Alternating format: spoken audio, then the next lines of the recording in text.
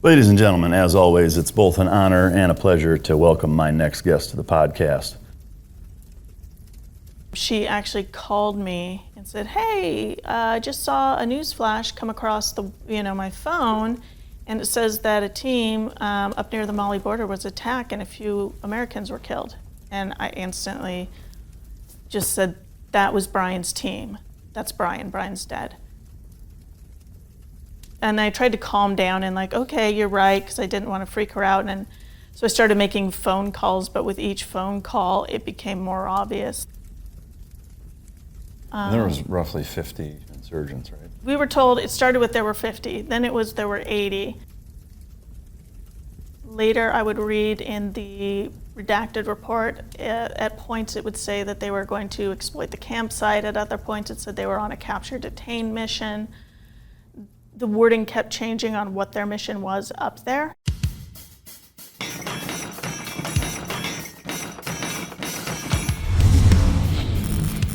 Welcome to Mic Drop, the podcast where relevancy is irrelevant and we don't give a shit about your feelings.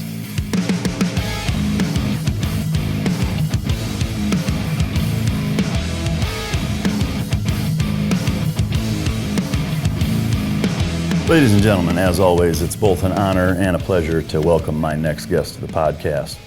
She is the Gold Star widow of Special Forces Green Beret Brian Black. She's the author of the book Sacrifice, A Gold Star Widow's Fight for the Truth. She actually broke the trim around the door from dragging the huge set of lady balls that she has through the door. Ladies and gentlemen, welcome to the stage, Michelle Black. Hi, thank you for having me on today. Yeah, is that the most professional intro you've had thus far on the book tour? That's good. Absolutely. I'll take the Dundee for that. One thing I do want to say, welcome to the new studio. The last episode, we were in the new studio. This is more of the finished product. We may make a couple of changes, but I got a new desk and kind of all new background and stuff. So this is it. So you're kind of the first guest of the new finished studio that we moved over the last couple of months. Sorry, I've been taking a break getting all of this ready, but now we're back. We've got a number of episodes planned and looking forward to getting back in the swing of things. So thank you for coming. I appreciate you taking the time to talk about your book. I read the book over the last few days, and it's both frustrating and also encouraging in some ways too, to see kind of the community of support that you got from the lower echelons of the people that were involved. Super frustrating on the higher echelon stuff, which we'll get into. But I think for somebody like you to put together a book like this and tell your story and go through all of the things that you went through and still, despite all that, put this book together says a lot about your character, and I appreciate you doing it and coming to share it with us. Thank you. I appreciate you having me and considering everything that was done just for the men who it happened to. I felt like I had no other option. I had to do this for them. And also, granted also for the families and for myself, but the men were a huge part of this because I think of all the men who have gone through something like this and no one has ever done anything. And it's only us family members who can stand up and do what I did. Yeah. Nobody else can do that for them. Yeah, no, I agree. And I applaud and respect that you did that. It's not an easy task, no doubt. I'd like to take a quick second to shout out and thank our sponsor for today's podcast, Origin Labs and Jocko Fuel. Jocko Fuel is a great product. He's got a ton of products actually within the Jocko Fuel line. The guests and I enjoy them on the show. And outside, I take a lot of the supplements. I've got some of the Origin Lab jeans, boots, gis, and it's just all around American industry.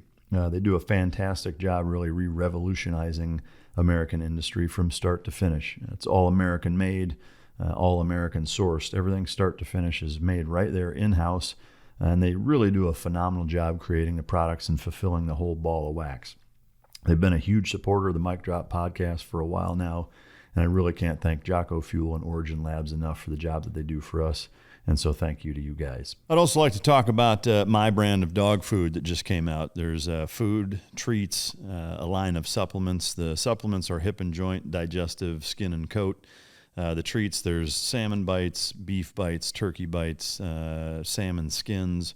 And then the food, we've got a chicken and sweet potato formula, as well as a salmon and herring meal formula. All of these products I've come out with in the last 6 months after years of trying to find kind of the right blend and be uncompromising in the product quality of what I want, and was fortunate enough to work with a manufacturer that made everything exactly how I wanted it, tested it out and got it dialed into exactly how I want it, and now we've brought it to market and it's available to you guys. So MikeRitlandCo.com. It's the Fueled by Team Dog line of food treats and supplements. I encourage you to either check it out or choke yourself. What was your favorite cereal growing up? We weren't allowed to have like junk cereals, so typically it was Honey Nut Cheerios because that was the only other option besides regular Cheerios. Yeah. But the minute my mom would leave, my dad would let us go out and buy like Fruit Loops and whatever. Right. And then it was too overwhelming because I couldn't choose. So, you know. So with mom, it's grape nuts. With dad, he's kicking the Lucky Charms, huh? Exactly. Yeah, that's awesome. Sounds a lot like my house. What's the funniest thing any of your kids have ever done? Oh, gosh. There's a lot. One time we got a letter back from school. At the end of the school year, we got all of the art back at the end of the year. And this was Brian's favorite thing, and I found it recently. My oldest son, who's on the spectrum, had drawn a picture of Freddy Fazbear, and one of the arms in it was huge compared to the other one. And he had wrote, "What the," and then he'd censored the F word. And we had never received a call. So I'm going through his artwork at the end of the year, and it's just like, well, I guess at least he censored it, you know. And what grade is he at this point? I think seventh. No. He was 7, so probably 2nd grade. Oh, wow. Yeah. That's awesome. Yeah. So. Pretty funny. Kids do some of the funniest and most frustrating things. They're like little drunk comedians running around half the time. I love it. What's your favorite cheat meal? Cheat meal? Oh, gosh. Probably either fish and chips or ribs. Like the traditional English fish and chips type? No, just what we get here in the States. Oh, okay. Like fish and, or just steak and potatoes or ribs. Is there a place rib-wise that you prefer? Or nope. Just like any I think I've moved so much that it's just whatever sounds good that day, smells good. Is there a place that you've lived that has the best barbecue? I mean, you're in North Carolina, right? I'm in Washington now. But you were. In North Carolina, oh gosh, there were a few places, but honestly, Brian made the most insane barbecue that I usually would wait till he would get home. He had a Weber bullet, and he would spend days just smoking, everything from pork shoulder to, he would even make these smoked dips that were just insane. Really? Awesome. So usually I'd wait until he was home, and then I'd do it that way. Put him to work. Yeah. Have you ever been arrested? No. Have you almost ever been arrested? No, I'm pretty straight-laced. Have you ever been in big trouble of any kind? Not that I can think of, no. You got a clean record, huh? I do, yep. What is your morning routine? Usually, of course, it's coffee. Get up, coffee. If it's summer, kids are sleeping in, so I'm not up extra early getting them up and getting them out the door. Then what I try and do is I try and contact family members, which I know is, I think because I've had so much loss in my life, what I do is I make my coffee, and then I call my mom, who's a widow, and she misses my dad pretty bad, so I'll call her. I'll call my cousin David, who recently lost his wife, and he's a little younger than me, so I'll talk to him. I'll call my grandparents because they're still alive, and I grew up snowboarding with my grandpa, so we'll talk skiing and snowboarding, and he's awesome. He still goes up to the mountain for a run or two a day. That's amazing. So I try and call all the people who, I'm just grateful to still have, and so that's what I would do. And then I go about, the normal stuff, laundry, dishes. Are these calls typically just kind of shooting the breeze chit chat, or is it more of a deep connecting type of call? It depends on the day. With my cousin right now, it's a lot of helping him deal with what I was dealing with just a few years ago. Yeah. And with my mom, it also depends on where we're both at that day. Because some days we're going through similar stuff, or I'm going through something she went through, because my dad died about 10 years ago, or she's going through something again that we both have been through. And it's just nice to have someone who can speak on that level. Yeah. That's for sure important. I know a lot of times, most people bottle that stuff up, and then it causes problems elsewhere. So that's neat to hear. All right. So growing up, you grew up in the Mammoth, California area. Is that right? Yeah, I was born in Mammoth, lived there till I was about 8, and then we moved to Tehachapi, California, which is out near Bakersfield, high desert. And we grew up out on 20 acres there until I was, until I left home, and then I moved back to Mammoth for a while after college. Yeah. So, yeah. In terms of growing up, did you have siblings and like a big family, or what was that like? Yeah, I had a huge family. There were 4 siblings. So I had an older brother, a younger sister, and a younger brother. And I have a huge extended family. So when I was born in Mammoth, there was this little town just outside of Mammoth called Crowley Lake, and there was one road. And we all lived along that road. I have 26 cousins. So I was born across the street from my 26 cousins? Yeah. Jesus. Yeah, right?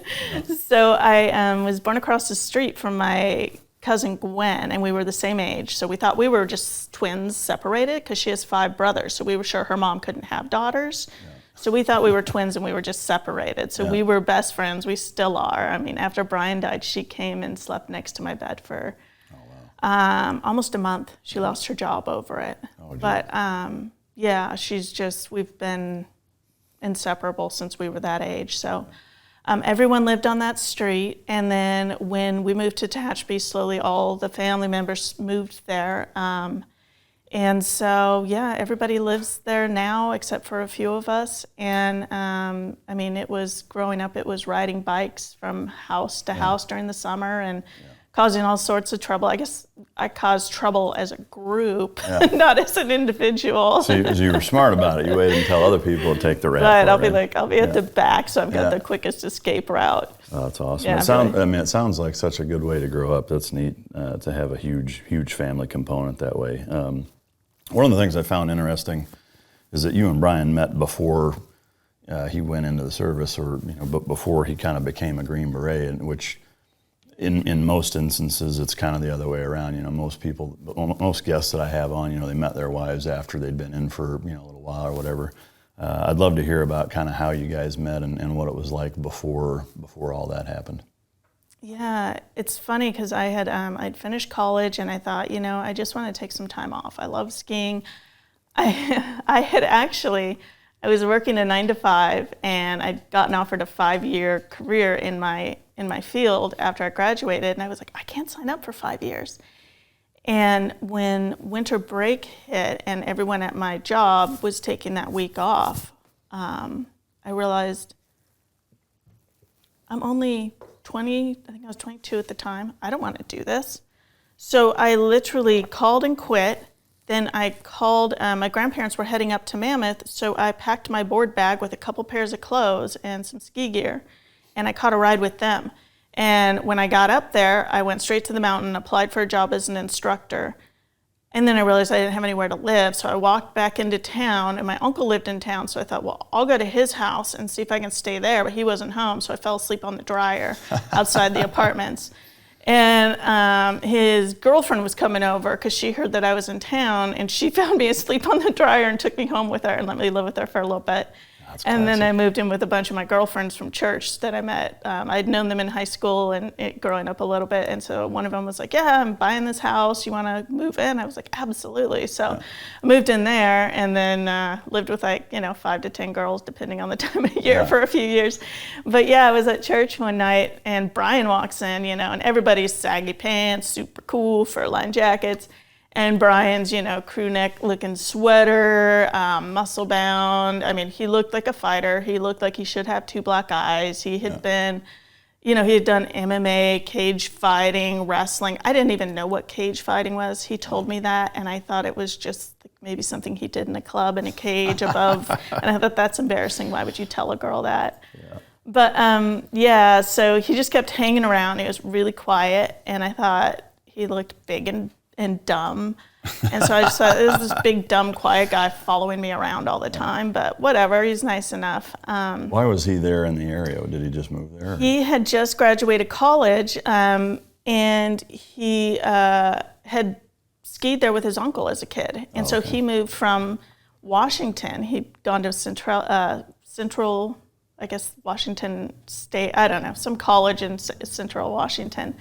And he had moved down to Mammoth just to ski, just to get away and ski, I guess. That's cool. So yeah, he walked in the door and it was just, he was a total misfit. And so I just talked to him a little bit and thought, this guy's, odd, but he's really nice, and he played dumb. He always played really dumb because he knew he looked dumb. I found out one night we were sitting there, he came over to hang out with me and my roommates, and because all the guys from church would come over, so he just kind of came over with them. And they were all watching TV, and he goes, well, I want to learn to crochet because I made crochet hats for all these high-end shops in the village. And I was like, okay, I guess I'll take a night off and teach him, whatever. And he literally sat there and he's, crocheting and he learned. But that's pretty smooth, I got to tell you. Yeah. He had like these big awkward fingers, it was definitely. But what was nice is I started to learn things about him.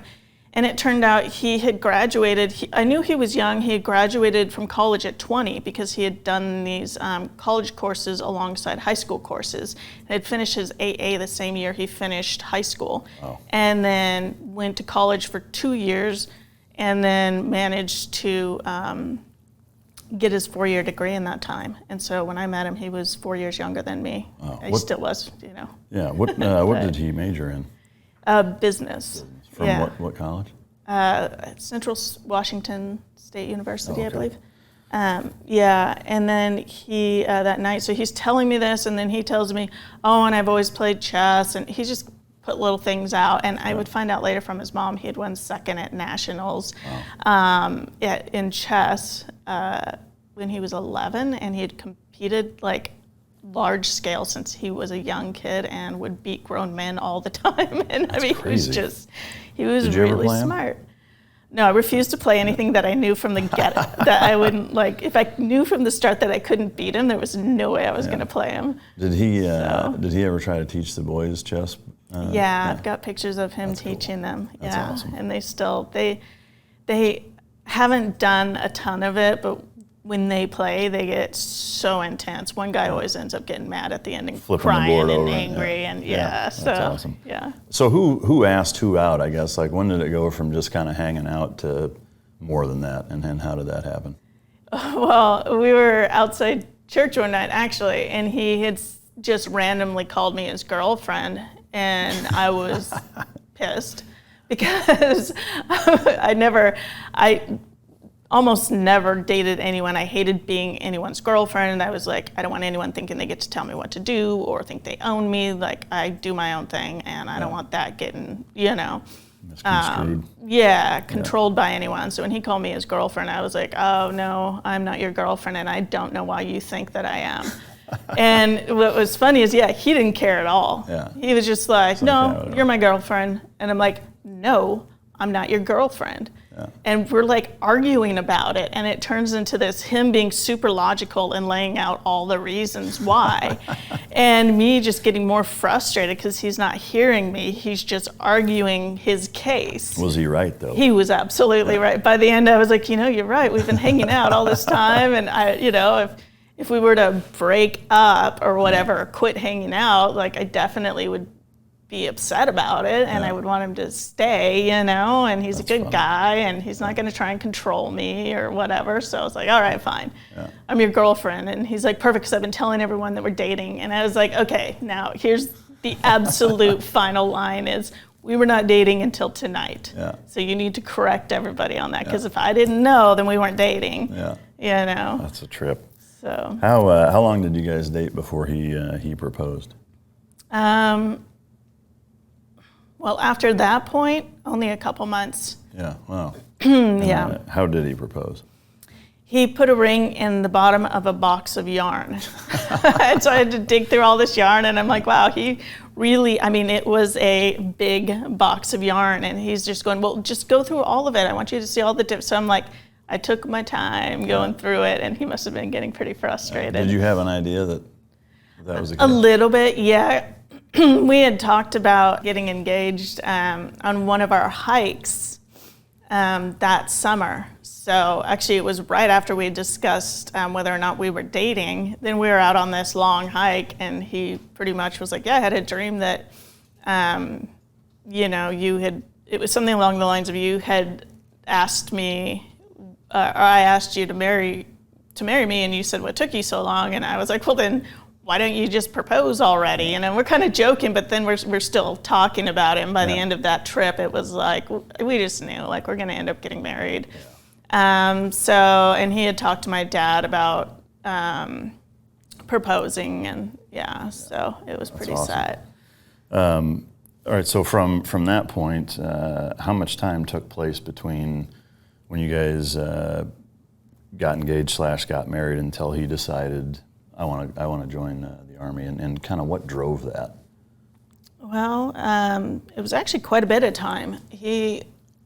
We got married in 2005 in the summer, and it was spring of 2009, I want to say, when we'd had kids, we were struggling with all sorts of issues, and his parents, we'd gone to stay with them. The financial crisis of 2008 had happened, and Brian, for a living, had been playing online poker. Really? Yeah. For a living? Yeah. Oh, shit. So, yeah, he had wanted to get into stocks and stock trading, day trading, and he had talked to somebody who did it professionally, and they had recommended that he play poker for a living for a little while just to get the hang of how to deal with risk and properly assessing risk. Interesting. Yeah, so he had started playing it and then ended up making so much money that we were doing pretty well. He was able to support us off of it. But at the risk of being super nosy, I mean, what kind of income is he making off of that? Well, we have one kid that we called our $40,000 baby, and we paid for him in cash. Jeez. So quite a bit. Yeah, I mean, and then we bought our car outright, and several other things. Yeah, that's a trip.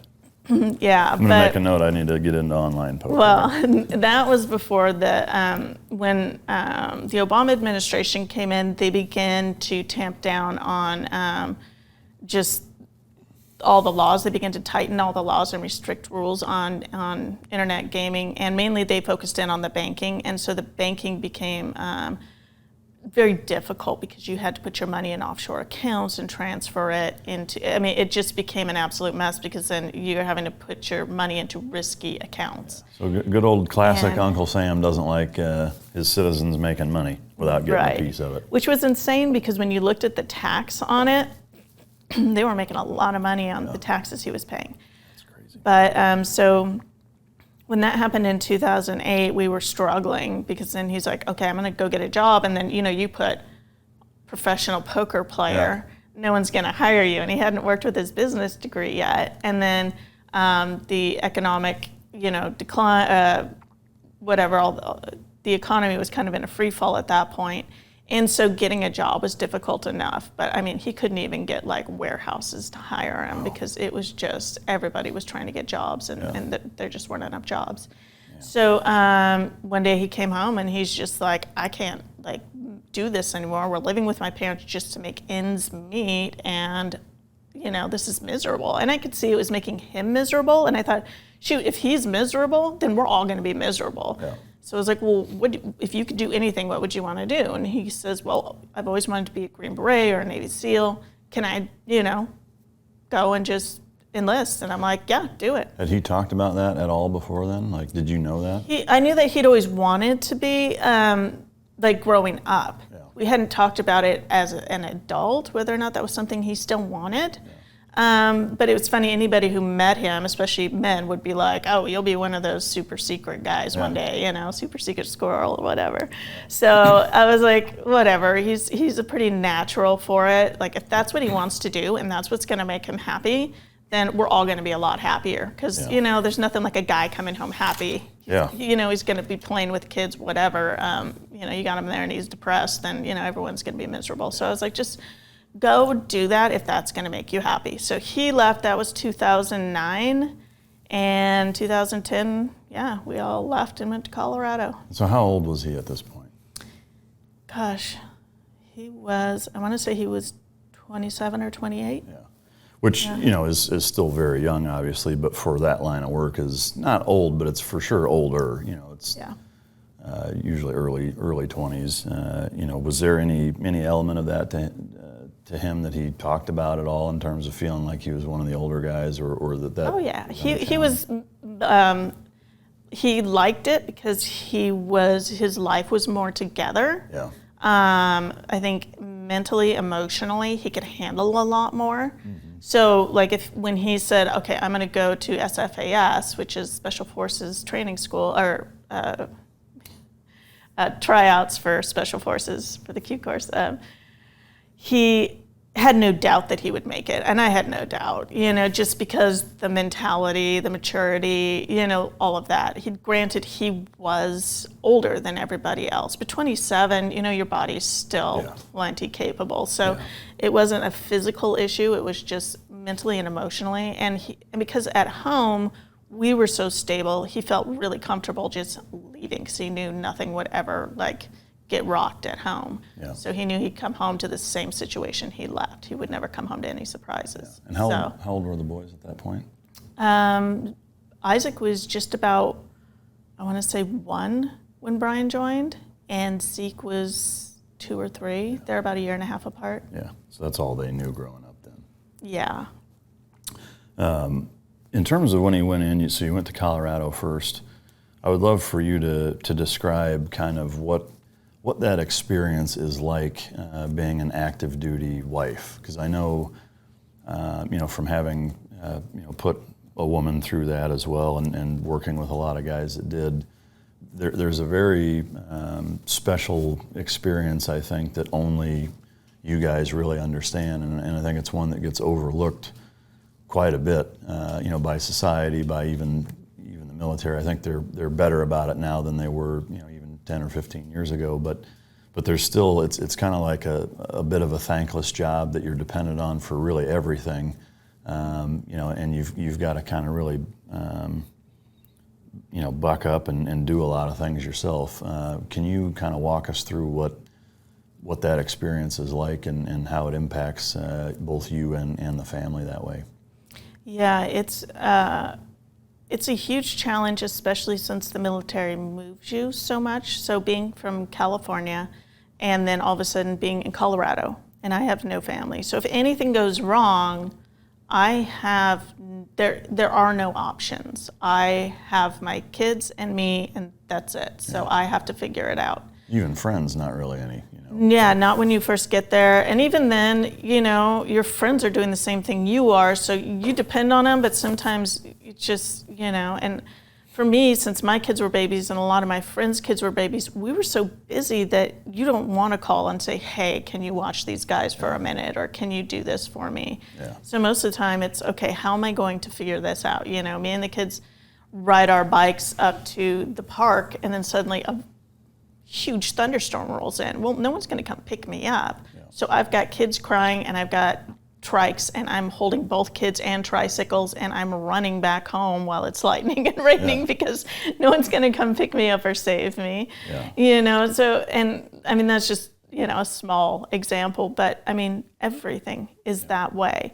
So one of the things that I think, again, people don't think about unless you've been through it is, you know, there's such a contrast between when he's there and when he's not there. And, you know, to me, I know for me, it was almost like they get so used to you being gone that when you're there, it kind of screws things up almost a little bit. You know, it's like, hey, I had my routine, I had everything, now you come in and, you know, it's like you spoil the kids and you do this and you bounce, and it's like you're kind of screwing my vibe up here. Did you have that same experience? Yeah, and a lot of times too, men will come back. I've talked about this with a lot of my friends, and they'll be frustrated when the kids aren't behaving because they're used to being with their men. And if they're older, they're used to ordering all the younger guys around. So then they'll speak to the kids the way they speak to the men.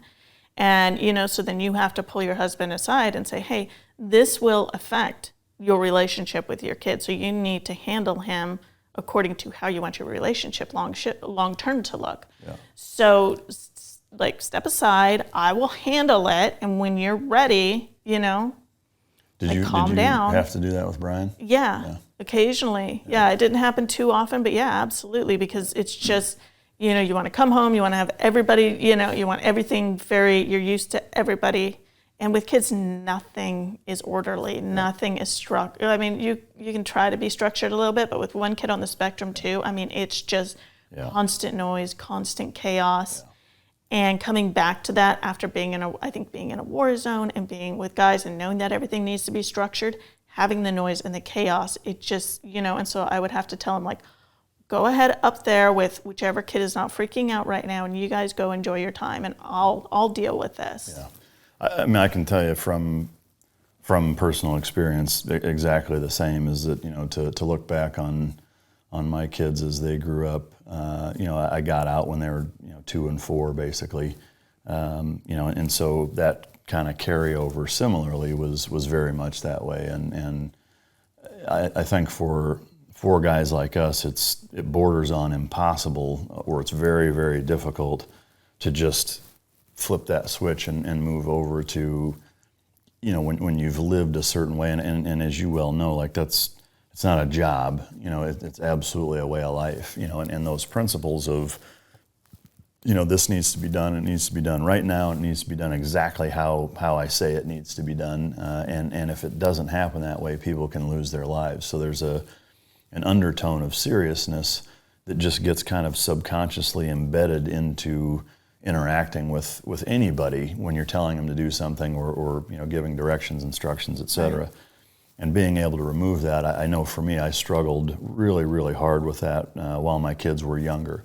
I am, I would say, proud of myself to have kind of come full circle and really realized how that can impact them detrimentally and how that can make the relationship strained in certain ways and make them either despise or resent or fear you, and none of those things are good. And like I said, for me hearing that, it's certainly brings back memories of me going through that same kind of thing. Is that hey, these emotionally, they're not adults. They don't have the logic and reason that adults have, let alone a professional soldier, and they have to be handled differently. And it is tough. It's something that I would say, I try not to look back at my life and have regrets, but on the same token, I wish I had handled them better when they were real young that way. But well, and I think you get in those third world countries and you see these children who have so little and behave so differently than your kids and take on so much more responsibility, and it's hard to come back and see your kids at the same age. Entitled. Yeah. And sure and you see that's your first response is these kids are so entitled, and they should be more responsible, and they should be, but they don't have the life experience to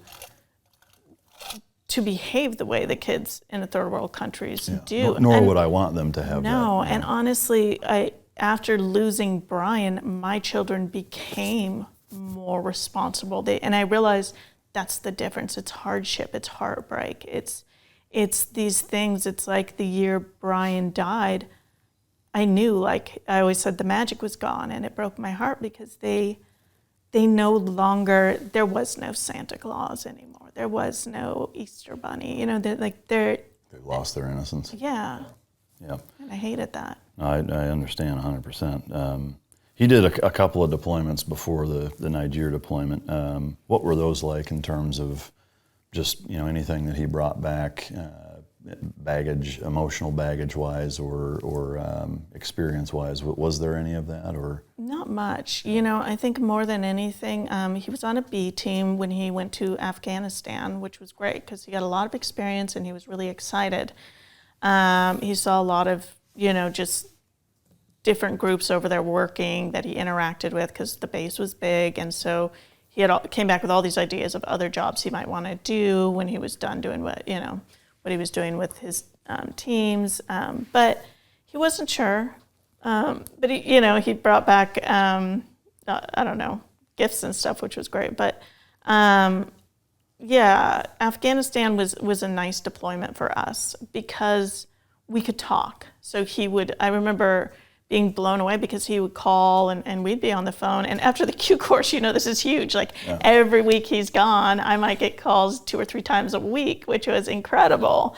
Yeah. After him being in the Q course for 3 years, it was like I wasn't used to talking to him unless he was home. Yeah. And that was it. And he'd be gone for these, weeks at a time. And then he'd be home for a couple days and then gone again. Yeah. So I was like, wow, I'm getting to talk to him every single day almost for the entire deployment.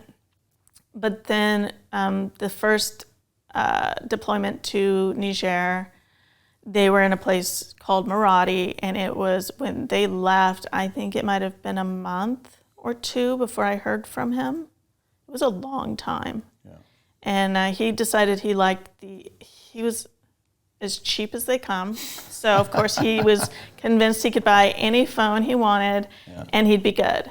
Yeah. So he bought something called an Alcatel, and, of course, he got there and everyone else had iPhones, and he had to start borrowing phones to call me.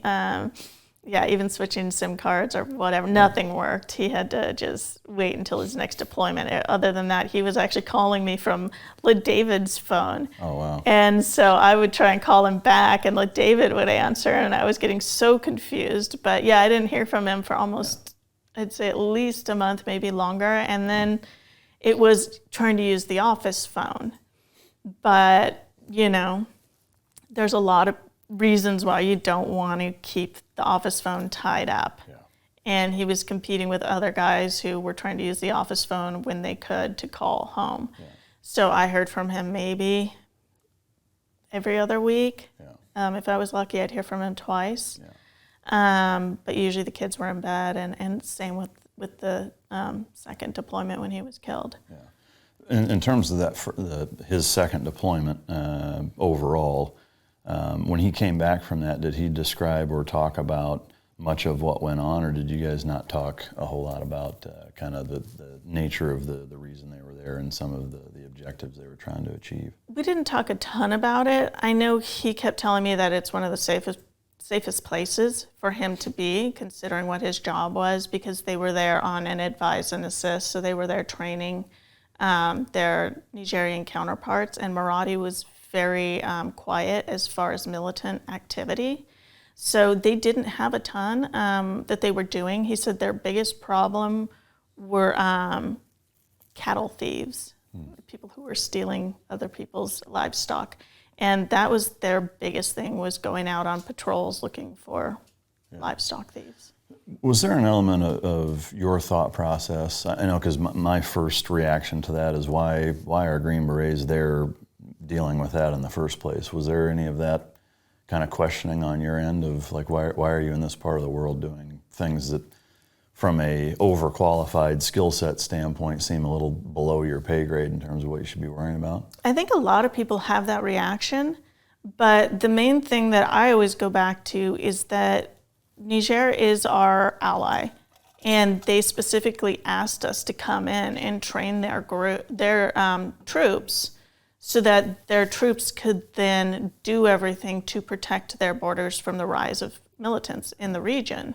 And that's important globally to keep the rise of militants, ISIS tamped down. And so if we do have a country that's asking us to come in and train them so that they can proactively work to keep those militants at bay, then that's great. That's a lot less money being poured into that objective than putting boots on the ground for a war, and handling it ourselves. I would rather us send people over to train their troops. Sure. That makes sense. Yeah, so that's kind of how I've read up a little bit on it, obviously, quite a bit. And in the end, I'm like, that's really what they're doing over there. That's what they were supposed to be doing. Yeah. And that's why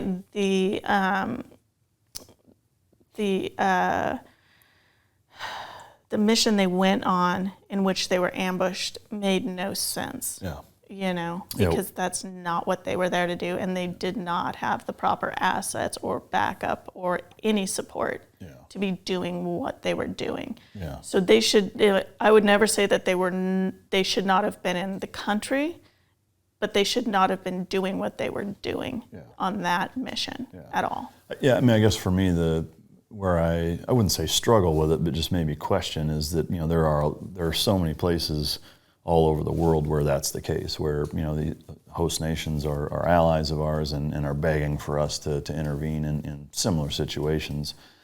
And I know this is way above my pay grade, but I also think, you know, if we're going to send our guys places, you know, where things like that can happen, because, you know, no matter how benign of an environment it seems like, or how safe, you know, you try to make it, the fact is that you know, things still can and do go wrong, you know, and if we're going to put our guys in a position where that might happen, just might happen, not even probably will happen, to me it should overwhelmingly be worth it. I mean, that's how I view it.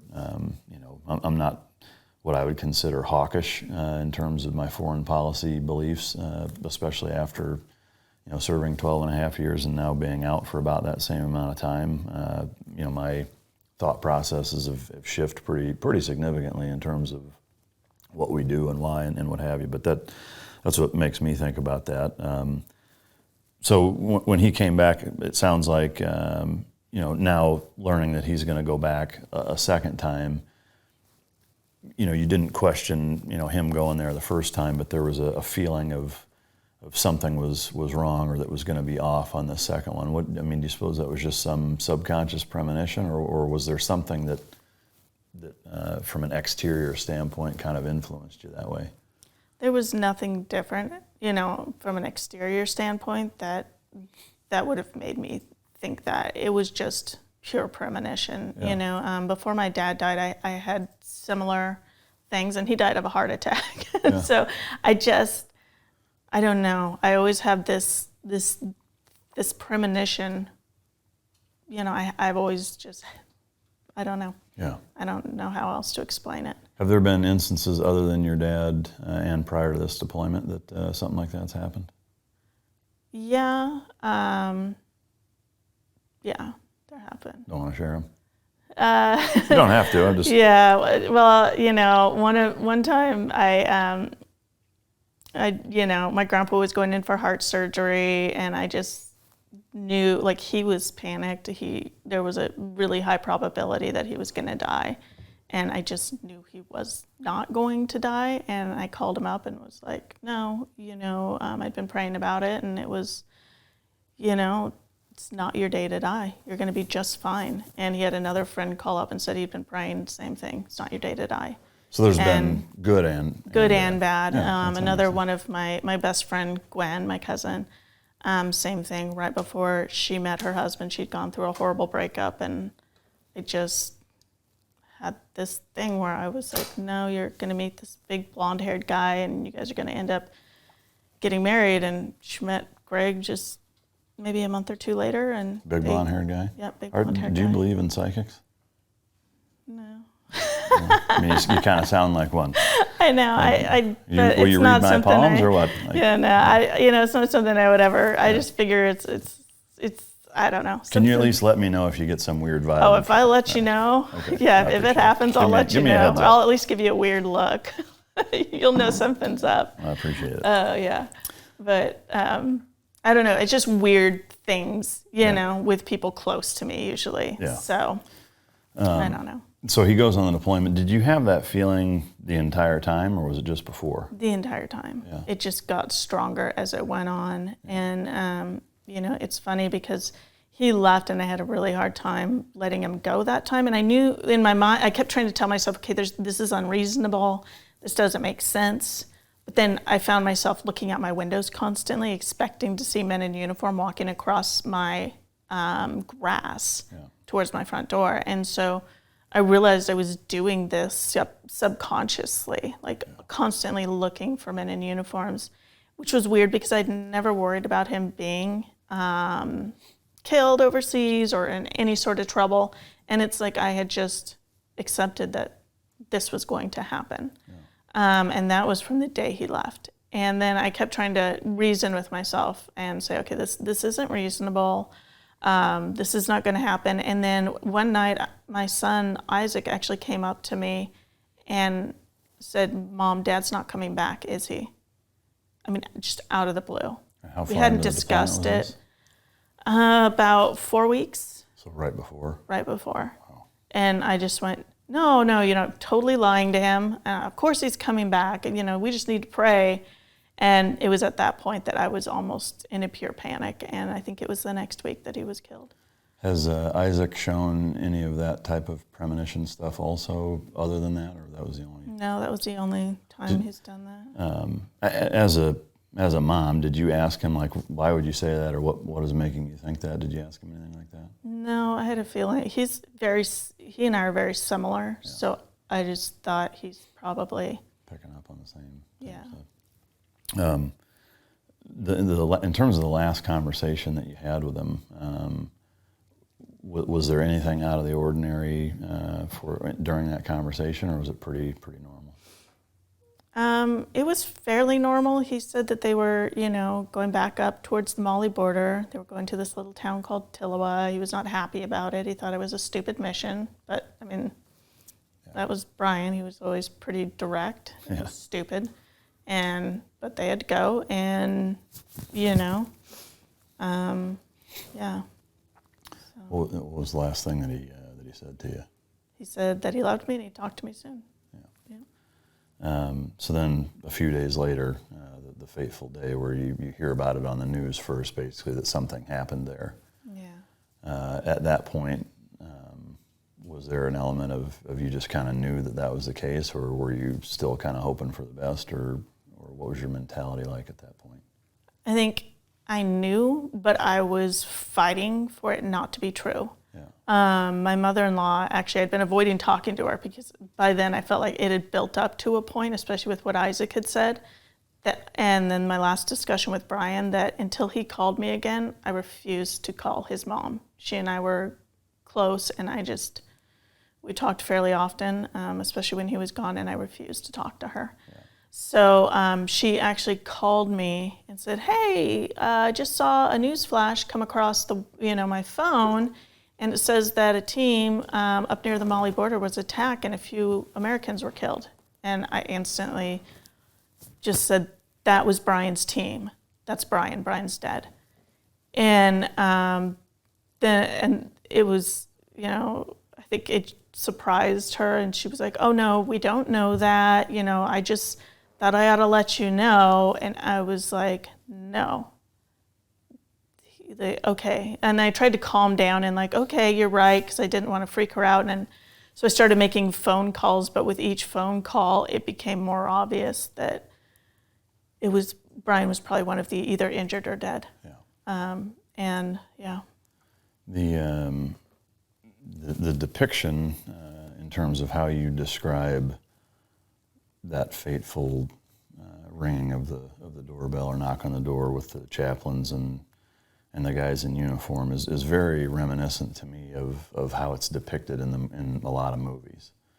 And I will say that and where you talk about having to tell your boys, both of those instances, I got choked up reading the book for 100%. Was there like an element of when that's taking place that you almost feel like you're outside of your own body looking in, or what was that experience like to the best of your recollection? It wasn't like I was outside my body looking in. It felt like, those times where your whole face is almost numb and everything is just like, I don't know how to explain it. Not numb, but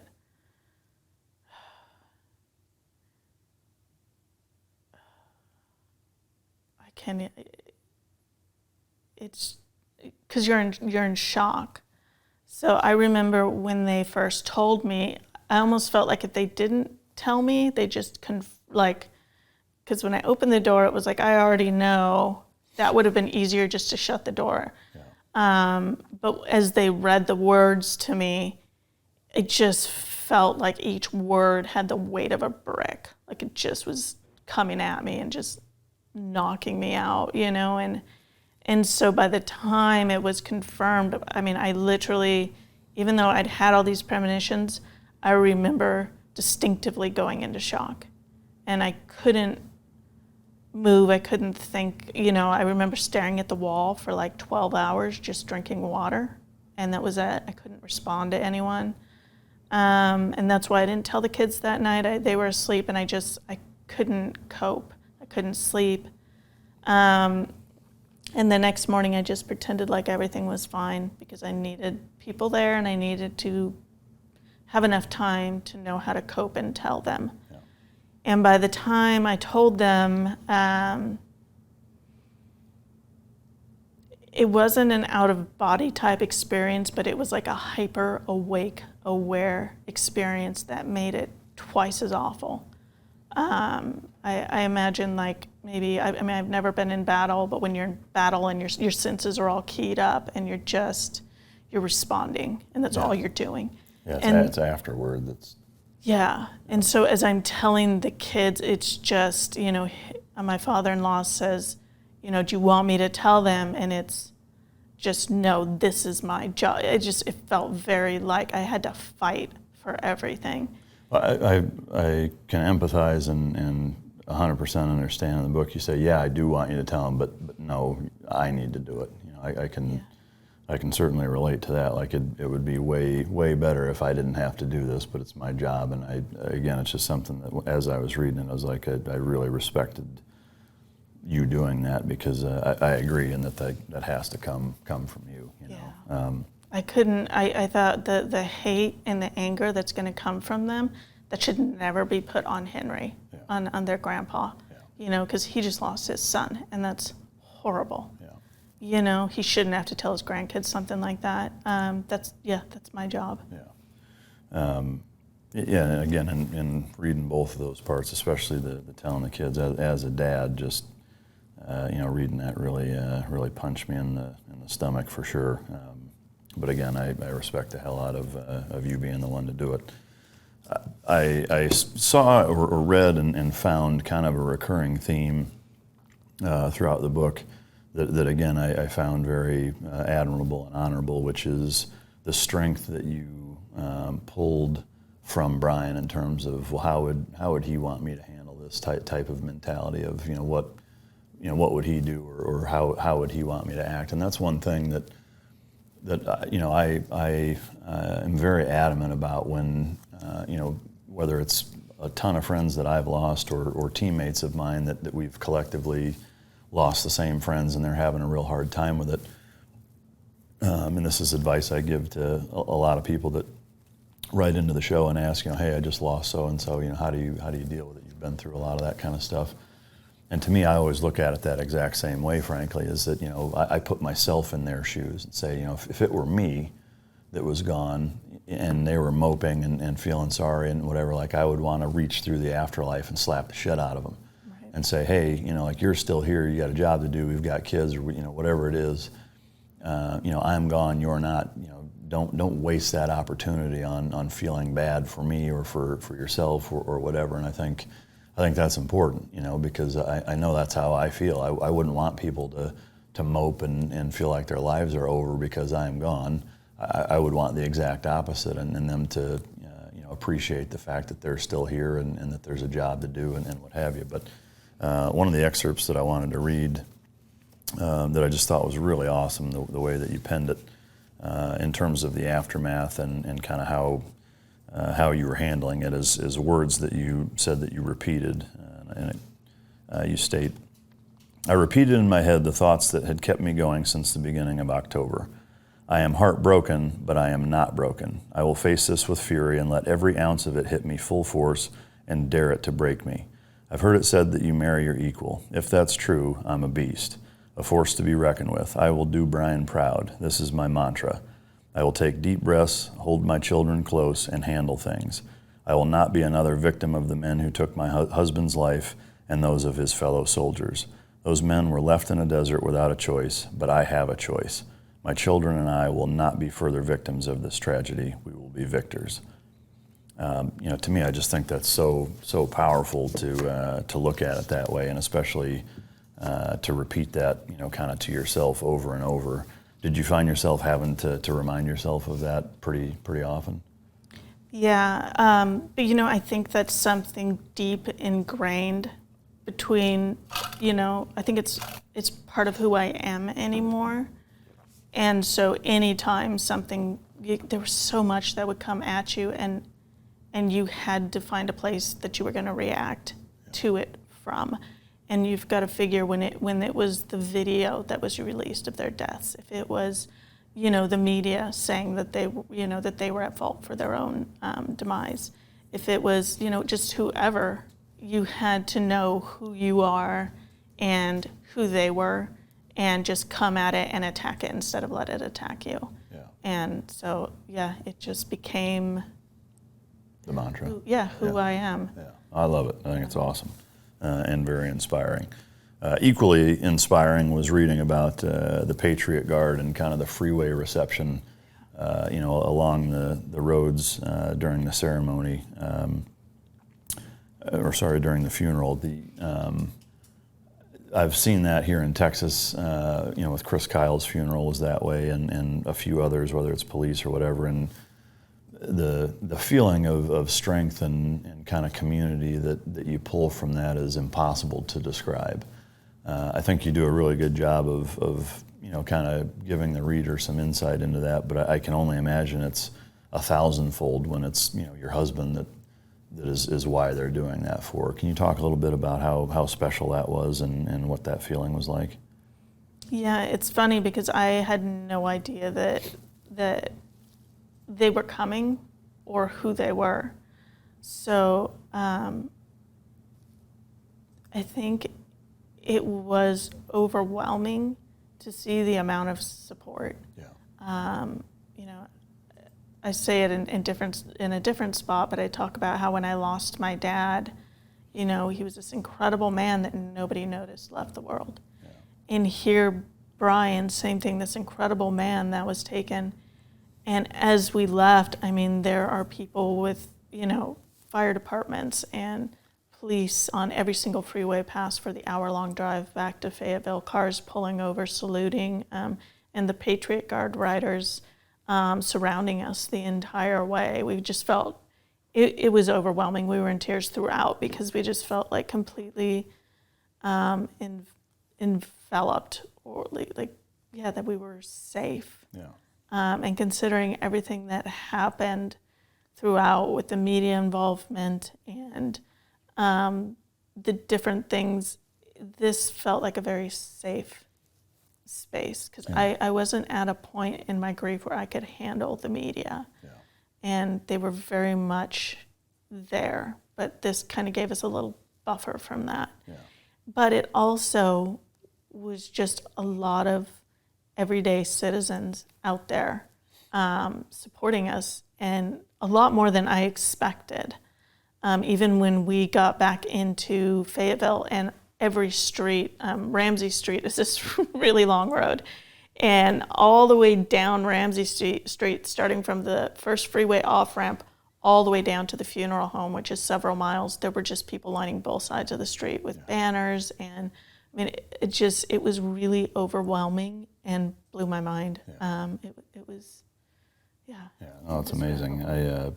I was in the procession for Glenn Doherty, who was one of the SEALs killed in Benghazi, and actually that hat that's in that box was a John Deere hat that I gave him that he had with him, when that happened. But he's from Boston, and we went to his funeral, and again we were in the procession. They had the bagpipe guard from the Boston police, and same kind of thing, like just the streets were just lined with people with signs, and I've got some short video clips still to this day on my phone of it that I get choked up watching and even hearing about it again. It's just that it's such a special moment that makes you feel like people care. Yeah. And that it wasn't for nothing, and that people are going to remember and they appreciate that sacrifice, which is everything. So it was really neat to read that. And I think that was I wanted to put that in there because I realized there were way too many people involved for me to ever be able to tell each one of them what a huge deal it was that they were there. Yeah. And they may never know. They just showed up one day, or maybe they do this all the time, and they don't really know how it affects the families. But it was huge. Yeah. I think we cried the whole way down just because of it. Like, it was our first happy tears in so long. Yeah. So that was. Yeah, it's a That was special huge. moment, no doubt about it. Do you have any of that on video? No, we weren't expecting. Well, my mother-in-law might. She's a big picture person, so she probably had her phone out. If she does, I'd love to embed some of that into the interview while we talk about it. If I'll if you could ask find her. it and have it, that'd be really neat Yeah. to put in. I love the consistency of kind of the way that you handle the boys in terms of at the funeral. Where one of your sons asked to see his dad, and you say no. And I found it again just kind of refreshing and just really neat, frankly, that your consistency with them of saying, I want to look, but if I do, I've got to give them the option to do it also, and I don't want them to do that. And I certainly know the feeling. It's one of those things where you want to look, but then it's something you can't unsee ever, And I am curious. I mean, looking back on it now, still glad that you handled it that way, or any regret that? For my kids, yes. I mean, of course, I always wish I had gone and said goodbye one last time, and that's hard. Yeah. But not doing that, sacrificing that for them, Well I'm worth it. okay. Yeah. Yeah, again, I think that consistency is something that's so lacking, in a lot of ways in our society with parents and what have you. That it's neat to see that that's the case. All right, so the Trump call, which when I first read the first part of it, I was like, man, that's really awesome. That he talked to you, and I love the part. Similarly, like most people say, if you need anything, don't hesitate to ask, and nobody ever says, yeah, you know what, I do need something. I love that you were like, yeah, you know what, I want to stay at your hotel. My son's a big fan, and like I just thought that it was funny, but really cool that you pulled the trigger on that. But then the aftermath of one of the things that you said to him that to this day, I don't know. Do you know if that's where that came from? That he repeated that to? I don't know. I often wonder if he thought that me saying it meant that's a mentality that we all have, and so you get to just say it. I guess for the listener that hasn't read that yet, if you can kind of give us the play-by-play on the call. So, gosh, I remember I had to listen to it to remember exactly how it was said, but... Do you have it on recording? I mean, not here, but... Somewhere, maybe, yeah. Yeah, that's cool. My mother-in-law had it. That's how I found it. So I was like, I need to remember the exact wording. But yeah, he called, and he talks a lot, and he's loud, which was great, because I couldn't really come up with what I wanted to say anyway. I was too exhausted. And he, had said, how are you guys doing, whatever. And, you never expect this to happen. And I said, well, you do and you don't. But we always knew this was a possibility. But still, it's hard when it happens to you. And he said, yeah, and went on. Well, later he said to one of the other widows, he started the conversation and then actually said to her, you always know this is a possibility, but it still hurts anyways. And when I heard, even though it wasn't the exact language, it was the same sentiment. And I felt responsible because he called her, I think, directly after he called me, because the timing was very, it was almost I think when I looked back on it, they were maybe 20 minutes apart. And I realized he probably called her right after he called me, and the timing, between the timing and the wording, I felt guilty for a long time that maybe I caused it. And I don't think many people know that when you lose someone, you can say what you want, but you should never repeat what someone who's grieving is saying to somebody else who's grieving. It's kind of like talking about somebody else's mom. I could say whatever I want about my mom, but if you say what what I say about my mom, I might kill you. So yeah. I mean, President Trump's certainly not known for his tact, A, and B, I mean, to me, in reading it, I was not frustrated, but I could just see the kind of damned if you do, damned if you don't. Like, that's such a hard situation to go through, where somebody isn't going to criticize you for either, saying too much or not enough or the wrong thing, or, it's just like you can't make everybody happy. I am curious, though, to this day, do you know if he did say he knew what he signed up for, or is that still... I don't, that's what she says, and honestly, I wasn't there, so I tend to just, I'm not going to say he probably did, but she's a grieving widow. Yeah. So whether that's exactly what he said or not, either way, her feelings were hurt. Yeah. And I think as a president, it's kind of like you have the world at your fingertips, and she just lost her whole world. Like your one job is to not make it worse. Yeah, like at that point, whether that's what you meant or that's what you said, I don't think it's relevant. I think that's a good time to just say, I am so sorry I hurt your feelings, and move on. Yeah, and that's one thing I will say, he's not particularly competent at is, being like, yeah, you know what, I could have handled that better, and to me, that's one of those moments where that's just the right thing to say, is like, hey, I didn't mean to make things worse. I was trying to console her. I didn't do as good a job as I could have, and I'm sorry. Like, if he would have just said that, I think it would have been over, But, like, honesty and humility go a long way. Yeah, for sure.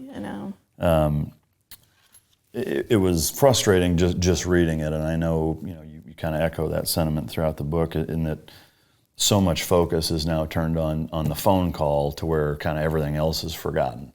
The fact that these guys are gone, and why they were there, and the controversy surrounding that, and the ongoing investigation, they're not really being much focus, especially on the media. The media is more worried about motherfucking Trump, over the phone call, language than they are about what happened, which... Even now, people will comment, oh, this was Trump's Benghazi, or this Trump caused this. This is because of his, I've even had radio interviews with that. Well, now that the administration changed, this kind of thing won't happen. And I laugh, because I'm like, it has nothing to do with presidents. They're not aware of what a 12-man team in the middle of nowhere Africa is doing. That's a general issue. Yeah, aside of Bin Laden raid, or the al-Baghdadi raid, or something that high level, they don't have any tactical control over that. But so the White House visit and the Trump hotel, I again, reading that, it was neat to see that that they honored your request of being able to do both of those things, which was really cool. Can you talk about that a little bit? Yeah, so we when Trump, like you said, he said, hey, well, if there's ever anything I can do for you, and I said, well, we're going to be in D.C. when we bury Brian at Arlington, and we'd love to stay at your hotel, but clearly as military, we can't afford it, so is that something we can do? And he said, absolutely. He got us a room, and we stayed at the hotel. He gave us 2 rooms, actually, adjoined. And one to mess up and one to sleep in, right? Right, exactly. One for the kids to jump on the beds and eat everything out of the fridge. Yeah. So he covered all of that, which was amazing. So we got to have just 2 restful. I didn't sleep, but I tried. I had some good whiskey though. What kind of whiskey was it? Do you remember? I don't even remember now. I just remember it was expensive and I didn't have to pay, and I was really excited. I raided the mini bar and I don't give a shit what was in it. Exactly. Awesome. Well, I went down every night into the big lobby, and I just ordered whatever the most expensive drink was, and I was like, oh, this is great. That's awesome. Stuff I usually wouldn't be willing to pay for, Yeah. So I did that, and then and then we had a free day, so I asked my CAO, because he wanted to know, well, what tours would you like to do while you're in D.C.? And we had just been to D.C. with Brian, and the only places we didn't go was Arlington and the White House. I'm sure there were other little things we didn't do, but we spent a solid week and a half, so we had done a lot. And I thought, I don't want to backtrack with the kids to the places we were just at with their dad. That would be really hard and exhausting. And so I asked the CAO, more in a joking manner, I was like, well, we're staying at Trump's hotel. He should probably give us a tour of the White House. So next thing I know, we were getting a private tour of the White House with military aide to the president and a White House historian. So any, roped off areas we could go into. We went into the theater. We went into, just all over. It was really incredible. Yeah. So we walked down the West Wing, ran into Pence, got to see the motorcade. And he, you describe in the book, like he was legitimately choked up when He was. He definitely had tears in his eyes and gave me a long hug. And like uncomfortably long. It was bordering. Yeah.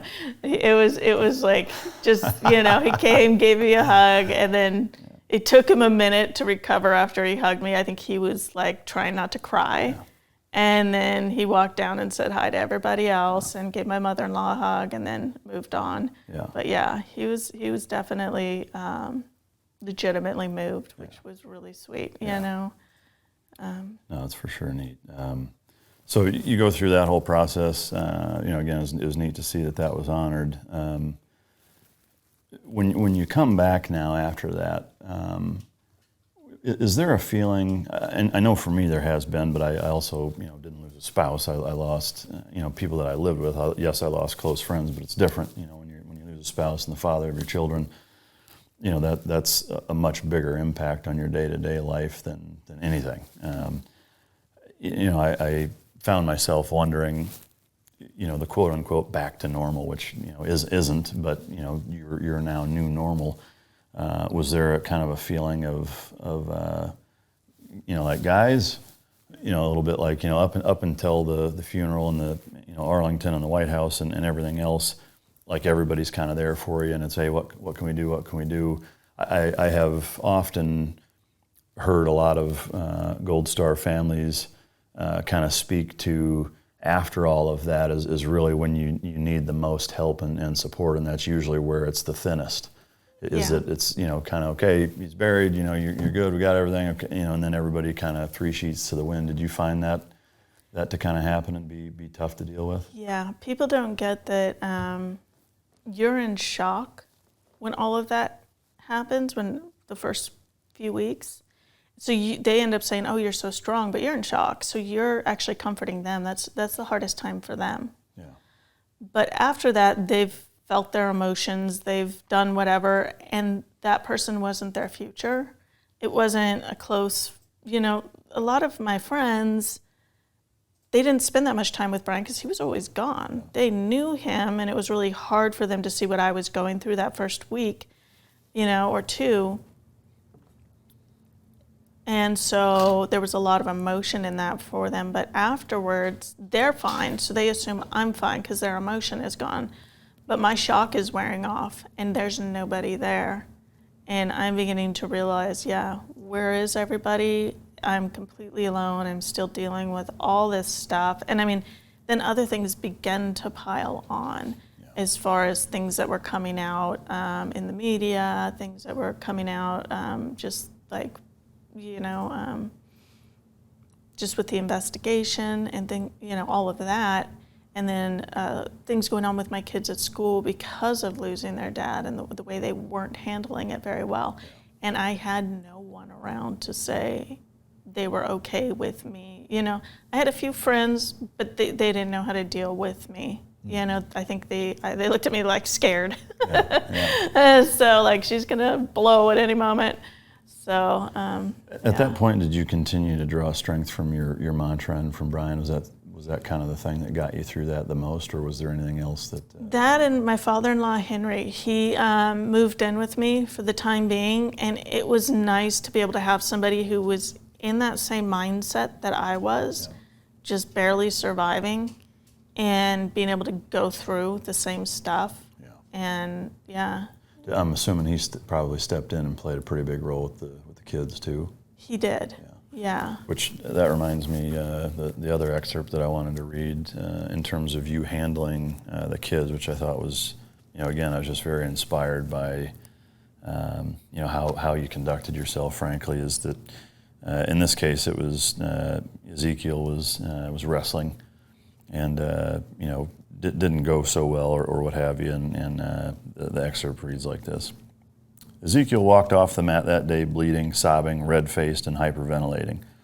I walked him out into a deserted hallway to calm him. He began to yell that he was done. Never again was he going to wrestle, so we walked and paced as he continued breathing erratically and sobbing for another few minutes. Finally, I told him it was time to stop. Sometimes it just sucks like everything else in life, and today was one of those days. It's okay to be upset, but it's time to calm down. Then, just like with his brother, I told him everything he did right as I cleaned the blood off his face and hands. I brought Zeke close and held him as I whispered that he had wrestled better than I'd ever seen him wrestle. He had fought in a way that would have made his dad so proud. We sat hiding in the corner of that deserted hallway, clinging to each other until the tears subsided and we could breathe again. To me, while that's a wrestling experience, I think it speaks to the broader mentality that probably both of your kids were facing. And again, I read that and I marvel at how well you handled that. It's like in thinking through it, which not being in the moment, it's easy to second guess not handling it right. But in reading it, it's like you did that right there in the moment better than I think most people could have with 2 hours to figure out how to handle it. And it's just again, it's so awesome to see and inspiring to read that because it's so well done and had to have made such an impact on him, not just in that moment but his life moving forward. So my hat's off to you on that. Anything you want to share about that moment or?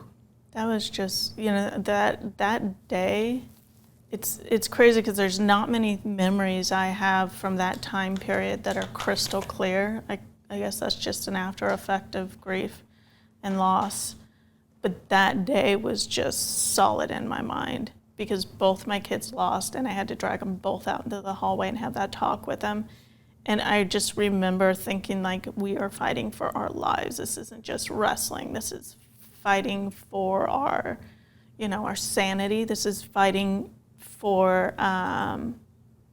survival. If we don't survive here, then everything else is just going to unwind and fall apart. Yeah. And so I think that's kind of where a lot of those speeches came from. It just was like, this hurts, it's hard, but we're gonna do hard things and we're gonna survive. And again, we're going to be victors. We will not be victims ever. Yeah.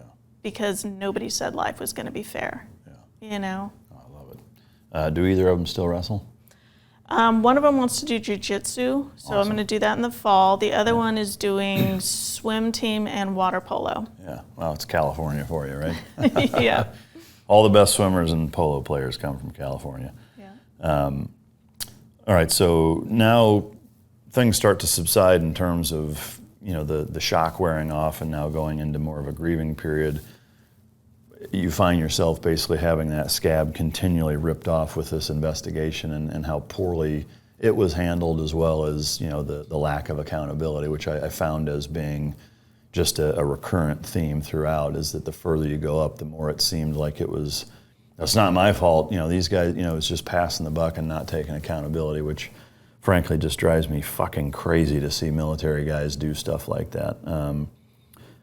That in conjunction with the video footage, which I remember very, very distinctly, very vividly when that came out, and I already was pretty familiar with the story, even though I didn't know Brian, I didn't know anybody else from the team, but just with my background and being in similar situations, I pay attention to all that stuff, but.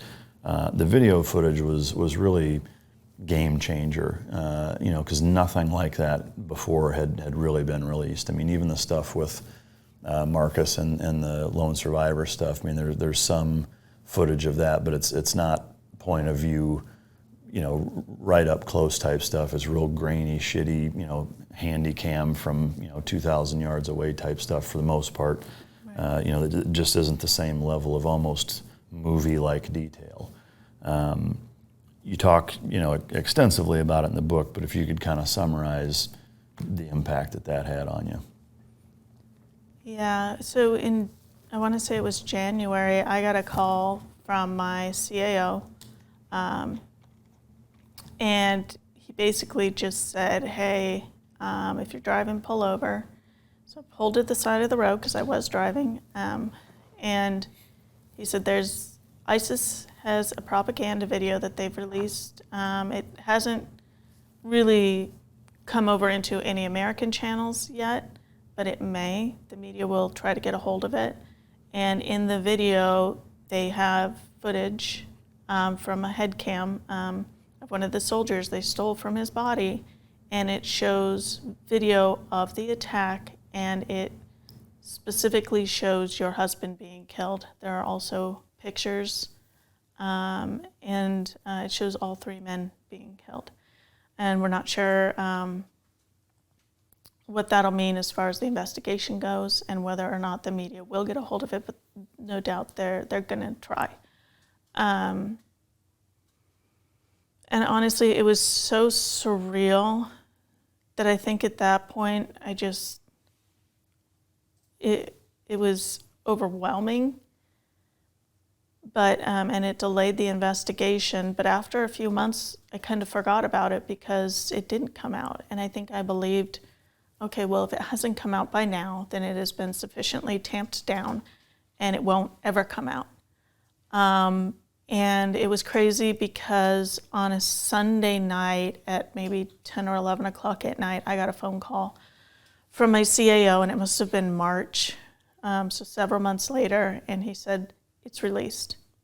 It's CBS News got a hold of it, and they have released it, and it is now spreading across Facebook, trying to breathe, YouTube, and Twitter. So, was there an element of any legal recourse, or is that protected completely under First Amendment stuff? I don't know. Was there anything on the U.S. Army's part or CAO, any litigation from your guys' side that could do anything about that? I mean, obviously at that point it kind of doesn't matter because once it's out there, yeah. Whether it's video capture or screen grabs, or people. I think the media has so many protections legally that I don't know that there's any recourse. But one of my children, I think, saw it. I haven't discussed it with him because I'm hoping he didn't. I'm afraid that if I do bring it up with him and he hasn't, then he'll seek it out. So I had to just let the matter sit with him. Yeah. And if he saw it, hope that he approaches me. But the next time he was at school, there was an incident where he wrote the word Niger across the computer screen. So I'm pretty sure he saw it. So as you can imagine, the legal recourse would be nice, just to make the point that this should never happen again. But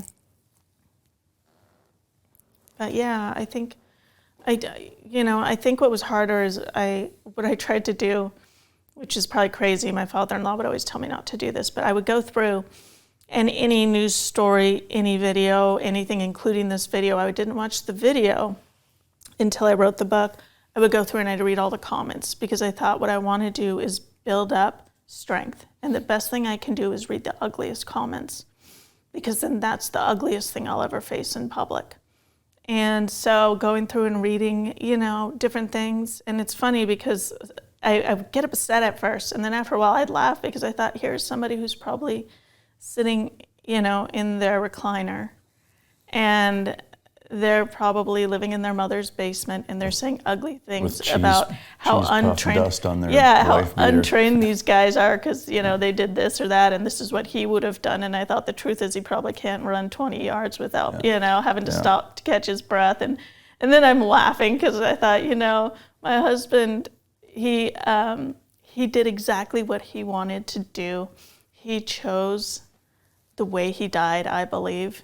And what an awesome thing. Yeah. He took control of the situation and he went down the way. If I told him you're only going to live to 35, this is what he would have done. Yeah. And if I told him, but he could choose to be an armchair quarterback and die in his armchair one day, he would choose to die the way he did. Yeah. And for me, there was something very redeeming and a lot of strength to be gained from that knowledge. And so I found that reading those comments helped me process a lot of that and just go, wow, like, you know, and have a little more compassion for people. Because I thought, Brian got to live his dream. He got to live this incredible life. Yeah. He did so many incredible things, and he got to choose the way he died. Like, I wish we could all be so lucky. Yeah. And so, sure, legal recourse would be great. What I'd be more interested in, honestly, is making sure that no other family ever has to go through this. Yeah. You know, I look back, just recently, I was thinking about, you know, the first time that ISIS put out those videos of the beheadings and how controversial that was. And I was thinking, you know, you always wondered who those families were, who those people were. And then it occurred to me, I am that family. And it was surreal because it never occurred to me until recently that I was them. Yeah.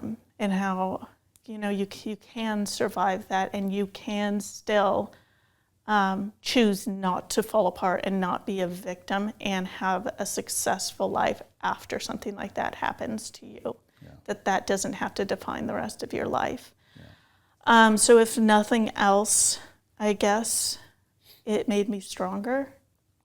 And I guess all I can do is maybe be grateful for that, even though I hate that it was done. Yeah. Did you take the same approach towards the video footage as the casket? Did you purposely not view it? I would have rather gone in and viewed it. In hindsight, just because that is like, there's something about being able to say goodbye. Even like with my dad, even though I looked at it and I was like, that was disturbing for years, I still technically got to go and say, okay, he's not there. Yeah. You know, there's something very final, and I don't know, just almost it makes you angry, but it also gives you a little bit of peace. Yeah. And so I would have liked to have done that with Brian, but not at the cost to my kids. And with the video, I realized I couldn't write this section of the book accurately and do it justice without watching the video. So I had to compartmentalize it, and just fortunately I couldn't see his face. Yeah, I know the way he walks, I know the way he moves, but I just had to pretend he was somebody else. Yeah. And then it was doable. Yeah, that's incredible. The school handling of it, as this is going on, it's having some pretty negative impacts on the kids, and I honestly, I wasn't that surprised at how the school handled it. It seems like schools all over the country are tripping over themselves nonstop to try to fuck something up worse than the other school, almost like it's a competition. But what was their problem? I mean, why were they? I think having a kid on the spectrum, a lot of people would rather. Ezekiel, the thing is, he's very high functioning, and he doesn't seem like he's on the spectrum if you're not aware of what kids on the spectrum look like, how they behave. So they approached him as though he was just a problem child rather than a child who literally had autism. Yeah. And they knew, right? I mean, what's that? They knew that he was autistic, right? I mean, yeah, their own psychologist had done a report and had done a whole thing on him, analysis, and come to the conclusion that yes, he was on the spectrum, and worked up a whole IEP and behavior, an individualized education plan, a behavior intervention plan, and all of this. And what I found out later was a lot of the teachers had no clue it even existed. Nobody had handed it to them. They weren't following it. So it turned into just.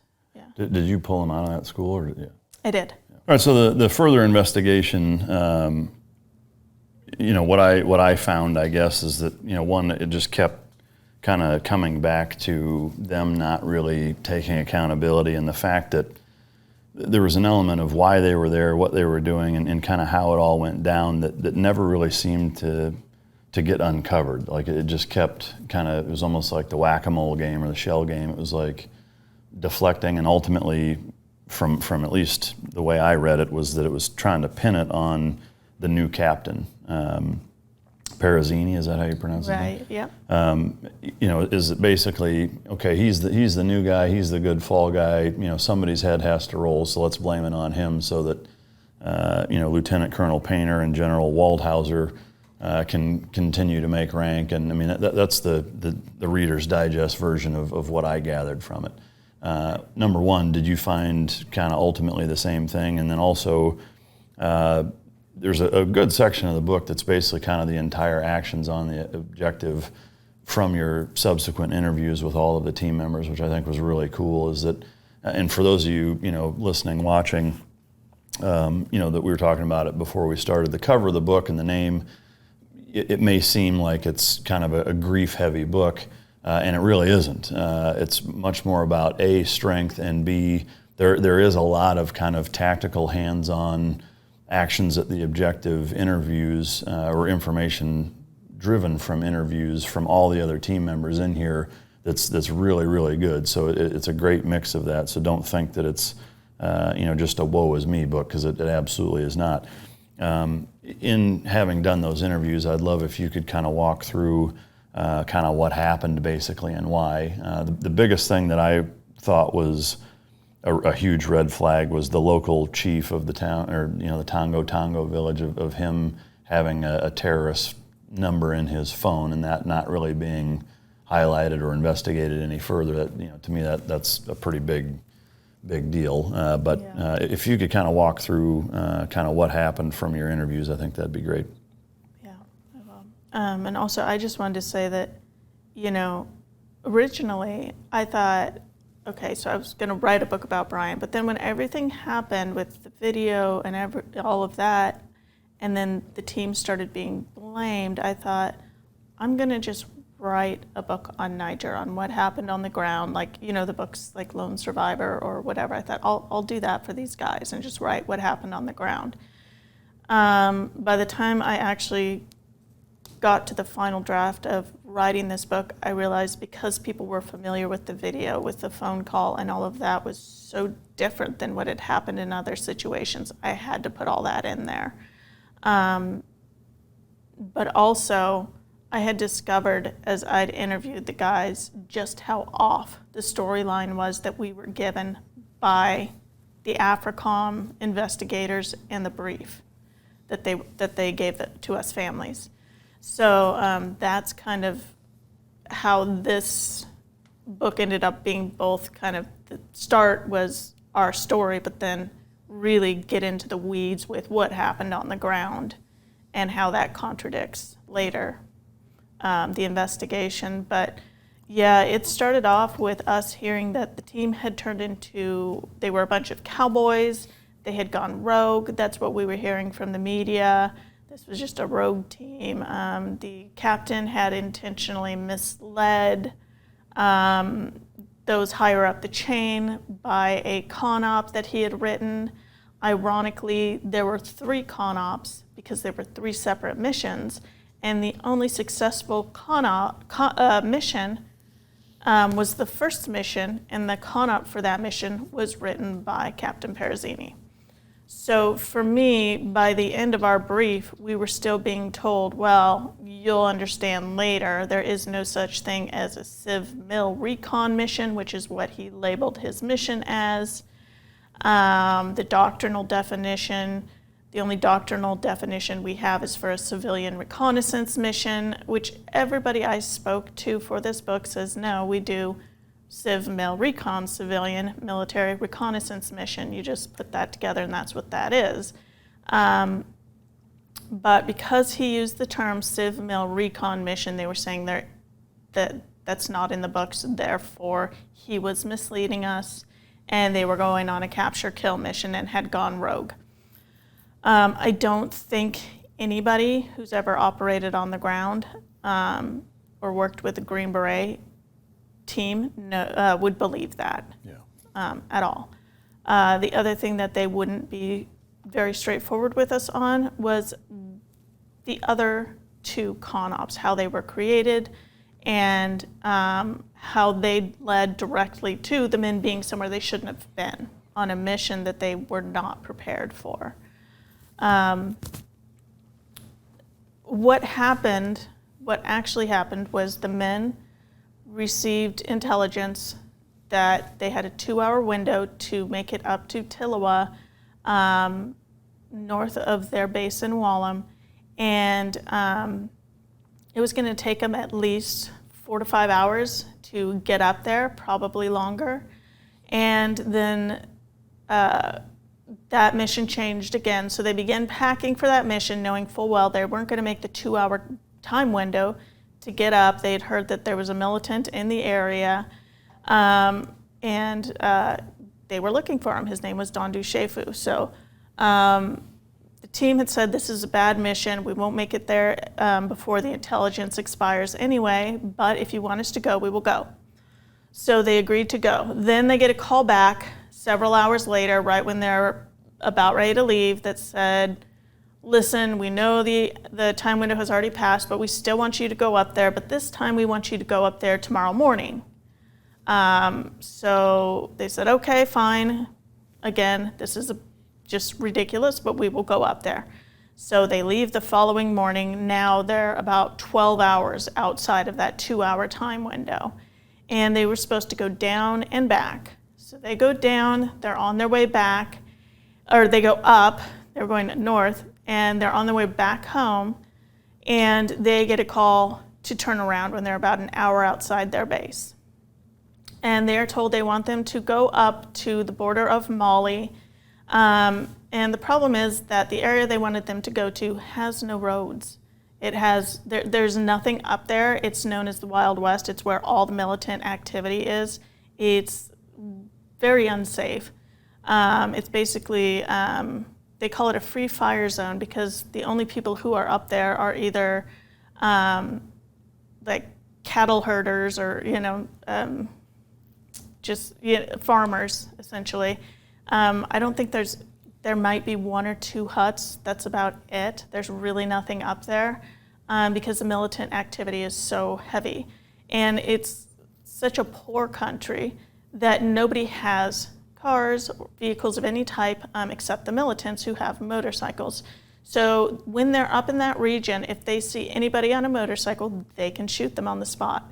If anybody is out at night, they can also shoot them on the spot, whether they're walking or riding a motorcycle. So that's why it's called a free fire zone. So the team just said, no, this is not what we should be doing. They wanted them to go up. They believed there was a campsite up there, and they wanted the team to, now here's where it gets confusing, because the team was to go up and exploit the campsite. Later I would read in the redacted report, at points it would say that they were going to exploit the campsite. At other points it said they were on a capture-detain mission. The wording kept changing on what their mission was up there, and this was the con-op that was created back at base by those higher up the chain. It was their con-op, their mission that didn't really make it clear what they were doing. But they were supposed to go up and create a blocking position and then clear the campsite. The problem is they were in trucks. They were in Toyota Hiluxes, which move maybe 2 to 5 miles an hour through the desert and easily get stuck. And they were in an 8-truck convoy. 3 of those were American vehicles. The rest were Nigerian vehicles. And they were supposed to create a northern blocking position along the border of Mali to keep the militants from fleeing over the Mali border on motorcycles. And the team said, we can't do that in our trucks. So what we need to call in like a heliborne unit. So they ended up calling Team Arlet, who was out of Arlet, and they had helicopters. They worked with an EFON unit, which is a Special Forces Nigerian unit, and they had built-in CASEVAC. So everything, they could go in, they could drop, create a northern blocking position easily. And so that's when the guys said, okay, my husband's team said, if Team Arlet can come, then we can do this. But, realistically on our own, we don't have the capabilities to do it just ourselves. We don't have any air support, we don't have any CASEVAC, we don't have anything. So this is the only way we are willing to do it. So they all agreed, and my husband's team was sent driving while everybody else finished up doing all of their plans. So that's when Lieutenant Colonel Painter, Colonel Moses, all the higher-ups got involved courting this multi-team raid. So then my husband's team is driving, and by now they've turned around, they're driving north, and it's a 10 to 12-hour drive in the dark. They're using their nods, and they have to drive out front because the Nigerians can't navigate using nods. But of course, the grass is over. The grass is just super tall out there. There's all sorts of divots, and they have to worry about being high-centered or getting the truck stuck.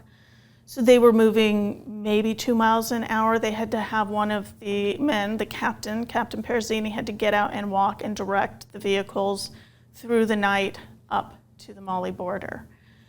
So they were way behind schedule, and by the time they got up there, they stopped at the spot where they were supposed to be. They would have only had maybe an hour to sleep. They're running low on water, food, everything, because they packed for a one-day mission. And the Nigerians were running low. The Americans had brought extra, but they were getting a little low on water. So as they make their way up, they begin to hear over the radio, right as they approach their final destination, that Team Arlit is turning around due to weather. So now they're up in this no man's land alone with no air support, and really no quick reaction force either. So they're not happy with it, and now they're not even going to make their time frame. They still have to get up and drive several hours in the morning just to make it to the campsite. It didn't make any sense. They asked to return to base, and they were told no, and continued to push ahead. And who was the voice, or who was the shot caller that said no? The final call, that was Lieutenant Colonel Painter. Yeah. So, and he was back in Chad. And still to this day has not taken accountability for that. No, in fact, I didn't see him until 7 months after Brian was killed. He came to my home after his name had been cleared in the investigation to tell me that to give me condolences and let me know that he would still make the same decision. Really? That's what he told me. How did you respond to that? I told him thank you and I left. Really? I couldn't process that someone would actually say that to a family member, that I would still make the same decision.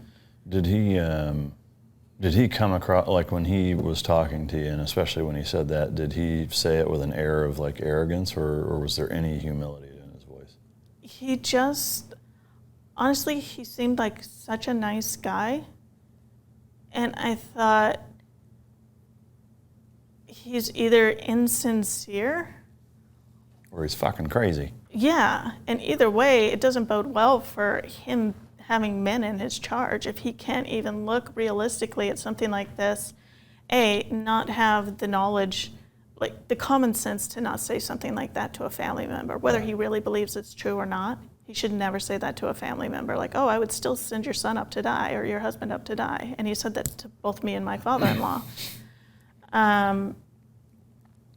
It just, especially since most people at that point had felt so much guilt over what happened, even those who had, for instance, Major Van Zandt had been on paternity leave, and he showed up within the first day and was just like, I am so sorry. I wish I could have been there. I would have stopped it. I wouldn't have allowed this. There was a lot of guilt and remorse, and he had none. Yeah. All right, so he makes the call to still push forward from that point. About how long was it before stuff goes bad? So they slept about an hour that night. Well, they had the Nigerian partner forces sleep about an hour that night. They pulled security in 15-minute shifts, so nobody really slept. Then they went up to the border, turned around after they exploited the campsite, and headed down towards home. But again, because the partner forces were out of food and water, they had to stop off in a village called Tongo. So it was still several hours. I mean, they got up, Perezzini had to walk again, leading the vehicles in the morning up to the border. So that took another 5 or 6 hours. Then finally the sun's up and they exploit the campsite. As they drive down, it's only, they can move quicker with the sun up. So they finally get down. It's maybe another 5 hours and they're back down at Tongo. So I'd say another 10 hours total. And they're finally able to pick up some speed, but they stop for water. And while they're there, about, I want to say, there were a lot of village elders approached them and want to have a meeting, a KLE. And so they have this meeting, but initially the village chief gets in Mike Perezzini's face and is yelling at him. You were here before and you left us and, you don't care about us type of an attitude. And, I was arrested and questioned. And then he changes and eventually becomes friendly. And then they're getting along. And Mike just goes, okay, well, everybody's eaten. It's time for us to go. Oh, wait. Runs back, brings a kid out and has, the medic, my husband, come out and inspect him. He had scoliosis. And, Brian just tells him, do this and that, exercise him, his back muscles, whatever. And so then the kid leaves and they're going to leave again. And no, stay for lunch. So he's delaying them. And Mike's like, we're not staying for lunch. We're leaving now. So they get everybody loaded up. And within a few yards outside of the village, shots begin to ring out. They had been informed when they came in country that there would only be, if somebody came, it would be, they might be approached by 1 or 2 guys, pop off a few shots at them, and then fly back out into the desert. So they're thinking, okay, we've got a couple crazy guys who are trying to get lucky, make a couple shots at the Americans. There had been a lot of ambushes recently in the area, but they had never ambushed Americans. So that just wasn't expected, So as they're driving, and here's what's interesting, is one big discrepancy between what we were told and everyone was told. I mean, we all saw that video across the news if you were following the story of all the vehicles in a line leaving and then the front American truck stopping. And we're all going, why would they stop in the kill zone? Well, that's because, the bad leader, Mike Perezzini, got out and did a bold flanking maneuver because he's just a cowboy and wants to fight. Well, as I began talking to the guys, I found out that what actually happened, they were leaving. There were only a few shots, which means there's really no reason for them to stop. But there were actually partner force vehicles in the lead, and they began to panic, and they backed up. One of them slammed into the American vehicle, the first American vehicle, and stopped the entire convoy. The other one tried to go around them and clip the same American vehicle and basically boxed it in. So it couldn't move. There was a tree on the right-hand side on the passenger side door. So they couldn't even, they could barely get out of the passenger side door. So everyone was having to get out that way. So by that point, they were trapped in the kill zone by their partner force vehicles. And all the convoy just came to a halt. And at the same time, they still thought, okay, we've just got a couple guys popping off shots and now we're stopped. So they're excited. So Perezzini grabbed a couple of the partner forces and says, listen, we're going to run around. We're going to do a joint bold flanking maneuver. And then everyone else will get the truck sorted out while we're gone. So he runs out. He figures he's going to put a couple guys down. No big deal. They'll collect the intel and head back home. He runs over there, and when he gets there, he takes a couple guys out, and what he notices is for every 2 guys he takes out, a couple more pop back up. And then he moves around a little further, and he realizes there's a whole bunch of guys flooding into this area, and they're moving up around and trying to outflank us on the road. And by the time he ran back, I mean, it was full-scale war on the road, and they were about to be outmaneuvered and just trapped. Because it was just a bottleneck. So he came back and just said, we need to get everybody together. And essentially his bold flanking maneuver actually saved them because they might have stayed there longer, not realizing they were being outmaneuvered. There was roughly 50 insurgents, right? That's what we were told. After going through that, we were told it started with there were 50, then it was there were 80. And same with, but then they're saying, well, we killed about 30 guys. And you know how that works with the military. They tend to downplay the numbers. Yeah. So after looking at everything, I'm guessing we killed closer to probably 50 to 80 guys. They carry their dead out, which means we probably had closer to 100, 150 attackers, easy. Yeah. And I saw numbers upwards to 200. So I'm not entirely sure. And some of the men are certain they saw guys who were part of the village, who they'd seen in the village, coming out and also fighting. Wow. So it was just, it was a mess. So at that point, then basically they get together and then they're pinned down, and that's when everything goes wrong. The rest of the group was able to make it out to a certain extent. Can you walk us through kind of that final part? So, so their interpreter left, and that became an issue. They spent too much time trying to get the partner forces into the vehicles. And they did eventually get everybody in their vehicles and move them out, but they did 2 300-meter bounds and to get out of the area, but managed to lose one vehicle in the process, and that was my husband's vehicle. Later, through an anonymous source I have, I found out there was a 53-minute video that several people had seen from the head cam. And what he told me was that Brian's truck had actually been moved into a blocking position in order to, so they could provide fire to allow the other trucks to get out, and that's why they stopped. They weren't hit. They weren't, that's why they were walking beside their vehicle. They had purposely moved their vehicle into a blocking position and were providing cover fire so that the other team members could get out, and then they were going to hopefully get out. Yeah. And they didn't. So then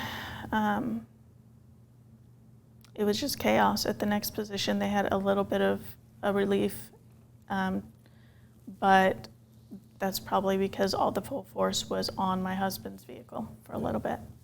And so after they took out Brian and Jeremiah and Dustin, the other vehicles, again, not the other vehicles, the enemy began to circle around back and attack full force on the remaining vehicles. The majority of the Nigerians at that point, originally there were 40 Nigerian partner forces. By then I think there were only maybe 9 left alongside our guys, and but that's pretty typical. They're 17 years old, scared, never been in a firefight. Yeah, they're there for the paycheck, not Yeah. Well, how did LaDavid get separated? And that honestly was a huge. I think the guys still aren't sure, and it's. I think it's really hard for them, but all they can figure out is there were the 2 trucks, and they each had their drivers. So David was driving one truck, and Brent was the driver of the other truck.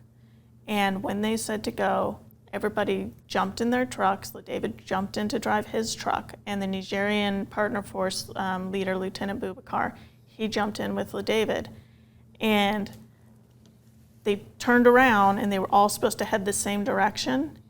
And the next thing they know, they look back, and he's just gone. So they weren't even sure what happened. They don't know why. They don't know if his truck stalled, if the engine block got shot out, or at first they thought he followed, because there was a Nigerian vehicle that had taken off into the desert and gone the opposite direction and had managed to get away from all of the enemy. And so they thought, well, maybe he followed them. Yeah. Maybe that's what happened.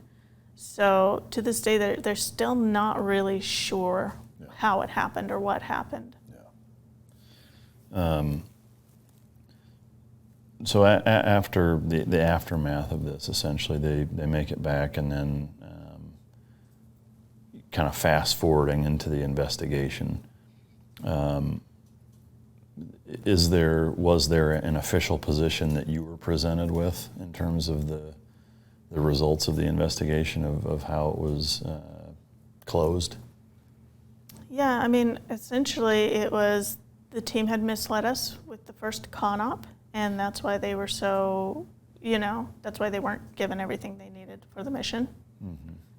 If we'd known that they were on a kill or capture mission the first time to Tillowa, then we would have, given them more assets, which is ridiculous, because if they thought they were on a Civ Mil recon mission to Tillowa, why would they send them to the border on a capture-detain mission and not give them more assets? Yeah, I mean, to me, either way, if they're outside the wire, and out in that area, irrespective of whether it's a capture-kill mission, a capture-interrogate mission, a reconnaissance, I mean, to me, the objective is pretty irrelevant. The fact is where you're at is dangerous. The fact that you're moving around there is no less dangerous because you're trying to accomplish whatever it means. So to me, not having the assets and their reasoning behind it is total bullshit from my perspective operationally. Yeah. Secondly, Painter, his I would have done it anyway doesn't make sense specifically because of that either. Is that if you're telling me you were misled, why would you do it again then? Right. Like how do you not see your blatant contradicting yourself that way by saying, yeah, I'd do it again? Like, well, if you thought that they misled you and bullshitted you, then why would you go through it again? Mm-hmm. It doesn't make any sense. Well, and they put together this chart, which I thought was hilarious in the final redacted report, and on it has contributing and mitigated. What was it? Not contributing and I forget what the other word was, but basically were things that contributed to the attack or to the loss of life, and things that were attenuated, so not contributing or whatever. So the contributing factor was that Mike Perzini got out and did a bold flanking maneuver. That was one of the biggest contributing factors to loss of life. And yet an attenuated factor was them being ordered to go to the border by Lieutenant Colonel Painter, which is just insane. No, it's absurd. I mean, you're picking apart tactics where at that point you're under fire. That's not the time to dissect what they do or what they don't do. I mean, those are split-second life-changing decisions that you do to the best of your ability. I mean, in no other circumstance are team members blamed for the calls they make while under fire. I mean, plain and simple. So, I mean, that's bullshit in and of itself. But, I mean, to me, it's frustrating for me to read the lack of accountability and and I've seen it. I mean, I've seen it in the SEAL teams. I've seen it in special operations community. Irrespective of branch, I've seen it in conventional forces. And it just reminds me a lot of corporate America. And it's really unfortunate that at that level, once guys are 04, 05 and above, it turns into a career, a very politically motivated lot in life, and one where they're so far removed from the guys on the ground that they forget what that's like. Mm-hmm. No different than Ray Kroc when he was the CEO of McDonald's. Like, he can't relate to the dude that's washing lettuce, or flipping fries, or sitting at the window. Like, he doesn't know what their day is like. And these guys, even though they used to do that, it's far enough away to where they've forgotten. What pisses me off the most about all of it, though, is just that inability to say, yeah, I fucked that up. Yeah. None of those guys, you never hear them say that. Whether you're the president all the way down to a lieutenant colonel that, made the wrong fucking decision, that just cannot, for the life of him, say, that's my fault. I take responsibility for that. That's on me. I made the wrong call, and I'm sorry. Like, why is that impossible for these guys to say? I don't get it. I don't either. I mean, and as I say throughout it, like, we didn't care about punishments. The families didn't want punishments. We wanted the truth. We wanted to make sure that this doesn't happen again. Yeah. That's it. It wasn't we need accountability and we need people's, jobs and no, like, this is war. This happens. Yeah. People die. That's part of it. He signed up, like, we knew what we were getting into. Fine, this happens. Am I happy about it? No, but. Yeah. And I think, to me, the unfortunate part is it honestly, it reminds me of children. It's that I know you ate the Oreos, right? You've got the dust on your face. There's none left. Nobody else lives in the house. I didn't eat them. Yep. Nope, I didn't eat them. Like, Jesus, would you just say that, yeah, I ate them and I'm sorry? Like, why can't you just do that, And that's what this is. Like, it's such a childish finger pointing, like, well, it wasn't me. I didn't do it. It's just, I think, unfortunately, it stems from the peer review evals and the bucking for promotion and trying to make rank and having, unblemished careers and I would love it if their peer evals came from those they actually it should. led. I mean, it should. It absolutely should, especially at that level. I mean, guys that are in positions of tactical leadership and authority, which I use that term loosely, should be evaluated by the men that they're quote unquote leading. No two ways about it. Was there ever anything that came out of the Tongo chief having the contact? I mean, obviously he delayed the guys. He gave them the heads up and set them up. I mean, you don't have to be Sherlock Holmes to figure that out. Yeah. Nothing came of that. No, and I think for the guys it was really frustrating. I know for me, it was hard. I tell that whole scene about, I think it was that final scene of them on the ground, literally being hunted. Everyone goes, oh, the Alamo position, and you kind of go, okay, what does that mean? But to think of the fact that they were literally hunted through the woods for an hour by these guys, and came within seconds of being discovered and killed, all of them, and that then they come back and they have to hear that A, it's their fault, and B, that the chief had nothing to do with it. Even when they finally come out and he's sitting on that Nigerian, partner force vehicle and directs fire on them. I mean, there are so many things that just left me. I mean, it was so harrowing to hear the guys say, like, we were so scared to come out, and we finally come out and we drag out our wounded and we lay them in this position. Yeah. And we see him on top of a partner force vehicle, and he points at us, and it just opened up all over again. It wasn't just a big, like, whoops. To me, it's infuriating, honestly. And again, I've seen it in other elements of the military, and it drives me crazy. I applaud you for holding them to account by writing this book and interviewing the other team members and getting the true story out there, because had you not done that, it would have been brushed under the rug the same way that a lot of things are, unfortunately. So I thank you for doing that. I know a lot of work went into that, not just from putting the time in, but I can only imagine emotionally there had to be a lot of points in this that were very difficult for you to sift through and write and edit, and reading the same things over and over and talking to the guys and rehashing it, for a couple of years is something that takes a toll, I have no doubt. So thank you for doing it. Absolutely. Do you keep in touch with some of the team members? I know I loved the part where you guys are all hanging out and they start toasting the boys, and it just, I've been in that situation a number of times, and it's a pretty special moment. Do you keep in touch with them, or?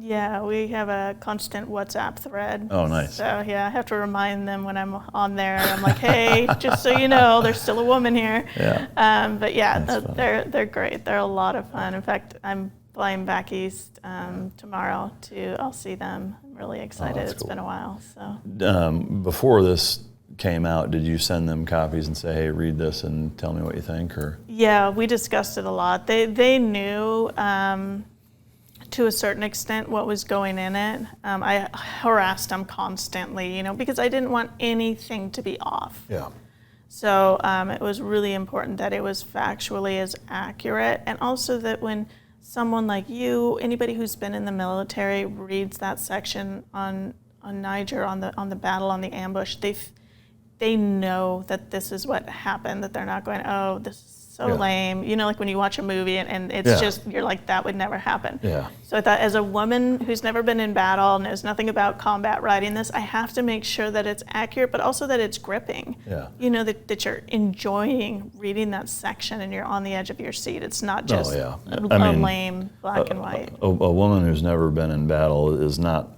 at all the impression you get of who wrote that.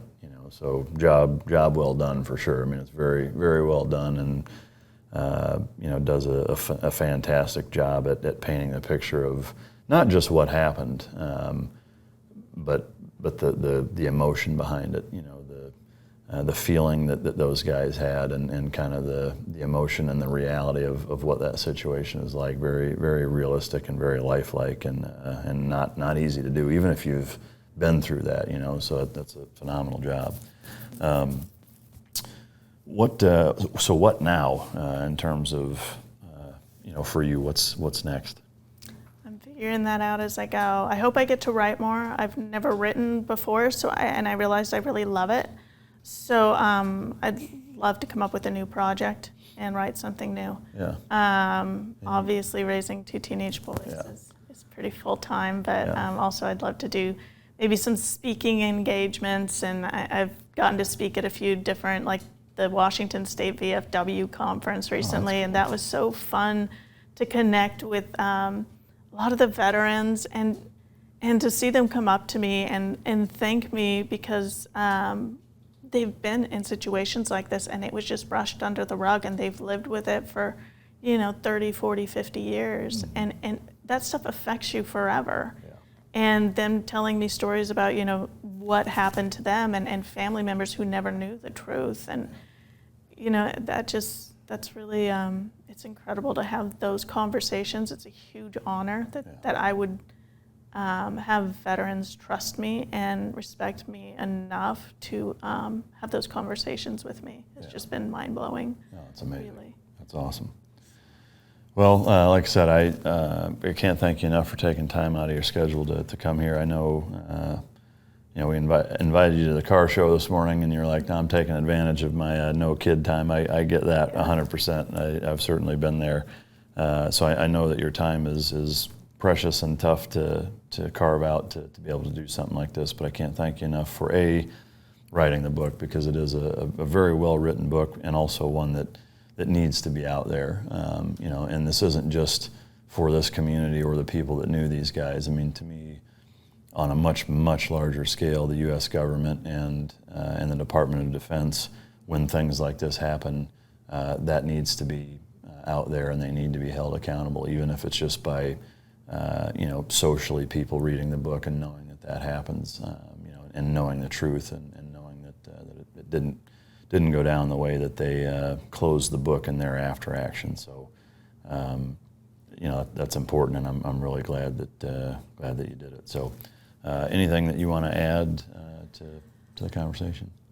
Just you saying that it's surprising how often things like this happen. Yeah. And now that I've written this and I've spoken a few times, I'm shocked by the number of people who come up to me and tell me stories. And I know I just said that, but there have been so many. It's so common. Yeah.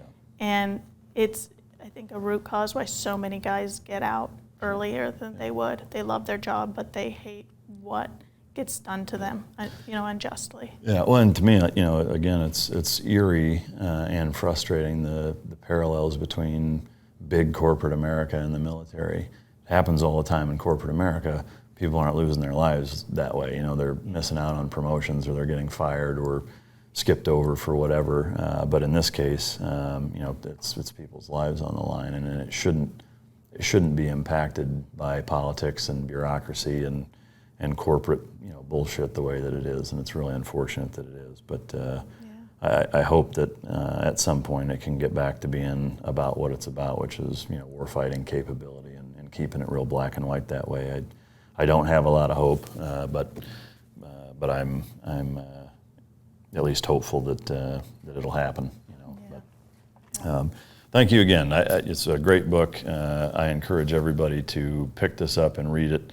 And again, it is very gripping and not quite what the cover would make you think that it is. It's an exciting book and fun to read in terms of how accurate it is and what all it brings to the table, the emotion that it elicits, and it's really neat to see that picture being painted so well. So I appreciate you doing it. I'd like to take a quick second to shout out and thank our sponsor for today's podcast, Origin Labs and Jocko Fuel. Jocko Fuel is a great product. He's got a ton of products actually within the Jocko Fuel line. The guests and I enjoy them on the show. And outside, I take a lot of the supplements. I've got some of the Origin Lab jeans, boots, gis, and it's just an all-around American industry. They do a fantastic job really re-revolutionizing American industry from start to finish. It's all American made, all American sourced. Everything start to finish is made right there in-house, and they really do a phenomenal job creating the products and fulfilling the whole ball of wax. They've been a huge supporter of the Mic Drop podcast for a while now, and I really can't thank Jocko Fuel and Origin Labs enough for the job that they do for us. And so thank you to you guys. I'd also like to talk about my brand of dog food that just came out. There's food, treats, a line of supplements. The supplements are hip and joint, digestive, skin and coat. The treats, there's salmon bites, beef bites, turkey bites, salmon skins. And then the food, we've got a chicken and sweet potato formula as well as a salmon and herring meal formula. All of these products I've come out with in the last 6 months after years of trying to find kind of the right blend and be uncompromising in the product quality of what I want, and was fortunate enough to work with a manufacturer that made everything exactly how I wanted it, tested it out and got it dialed into exactly how I want it, and now we've brought it to market and it's available to you guys. So MikeRitlandCo.com, it's the Fueled by Team Dog line of food, treats, and supplements. I encourage you to either check it out or choke yourself. To you, the listener/viewer, thank you. Hope you like the new studio. Without your support, we wouldn't be able to bring Michelle and guests like her stories to light on this platform, and I can't thank you enough for tuning in show after show. So we'll be seeing you more here soon. If you didn't like it, feel free to go choke yourself. And until next time, this is Mic Drop.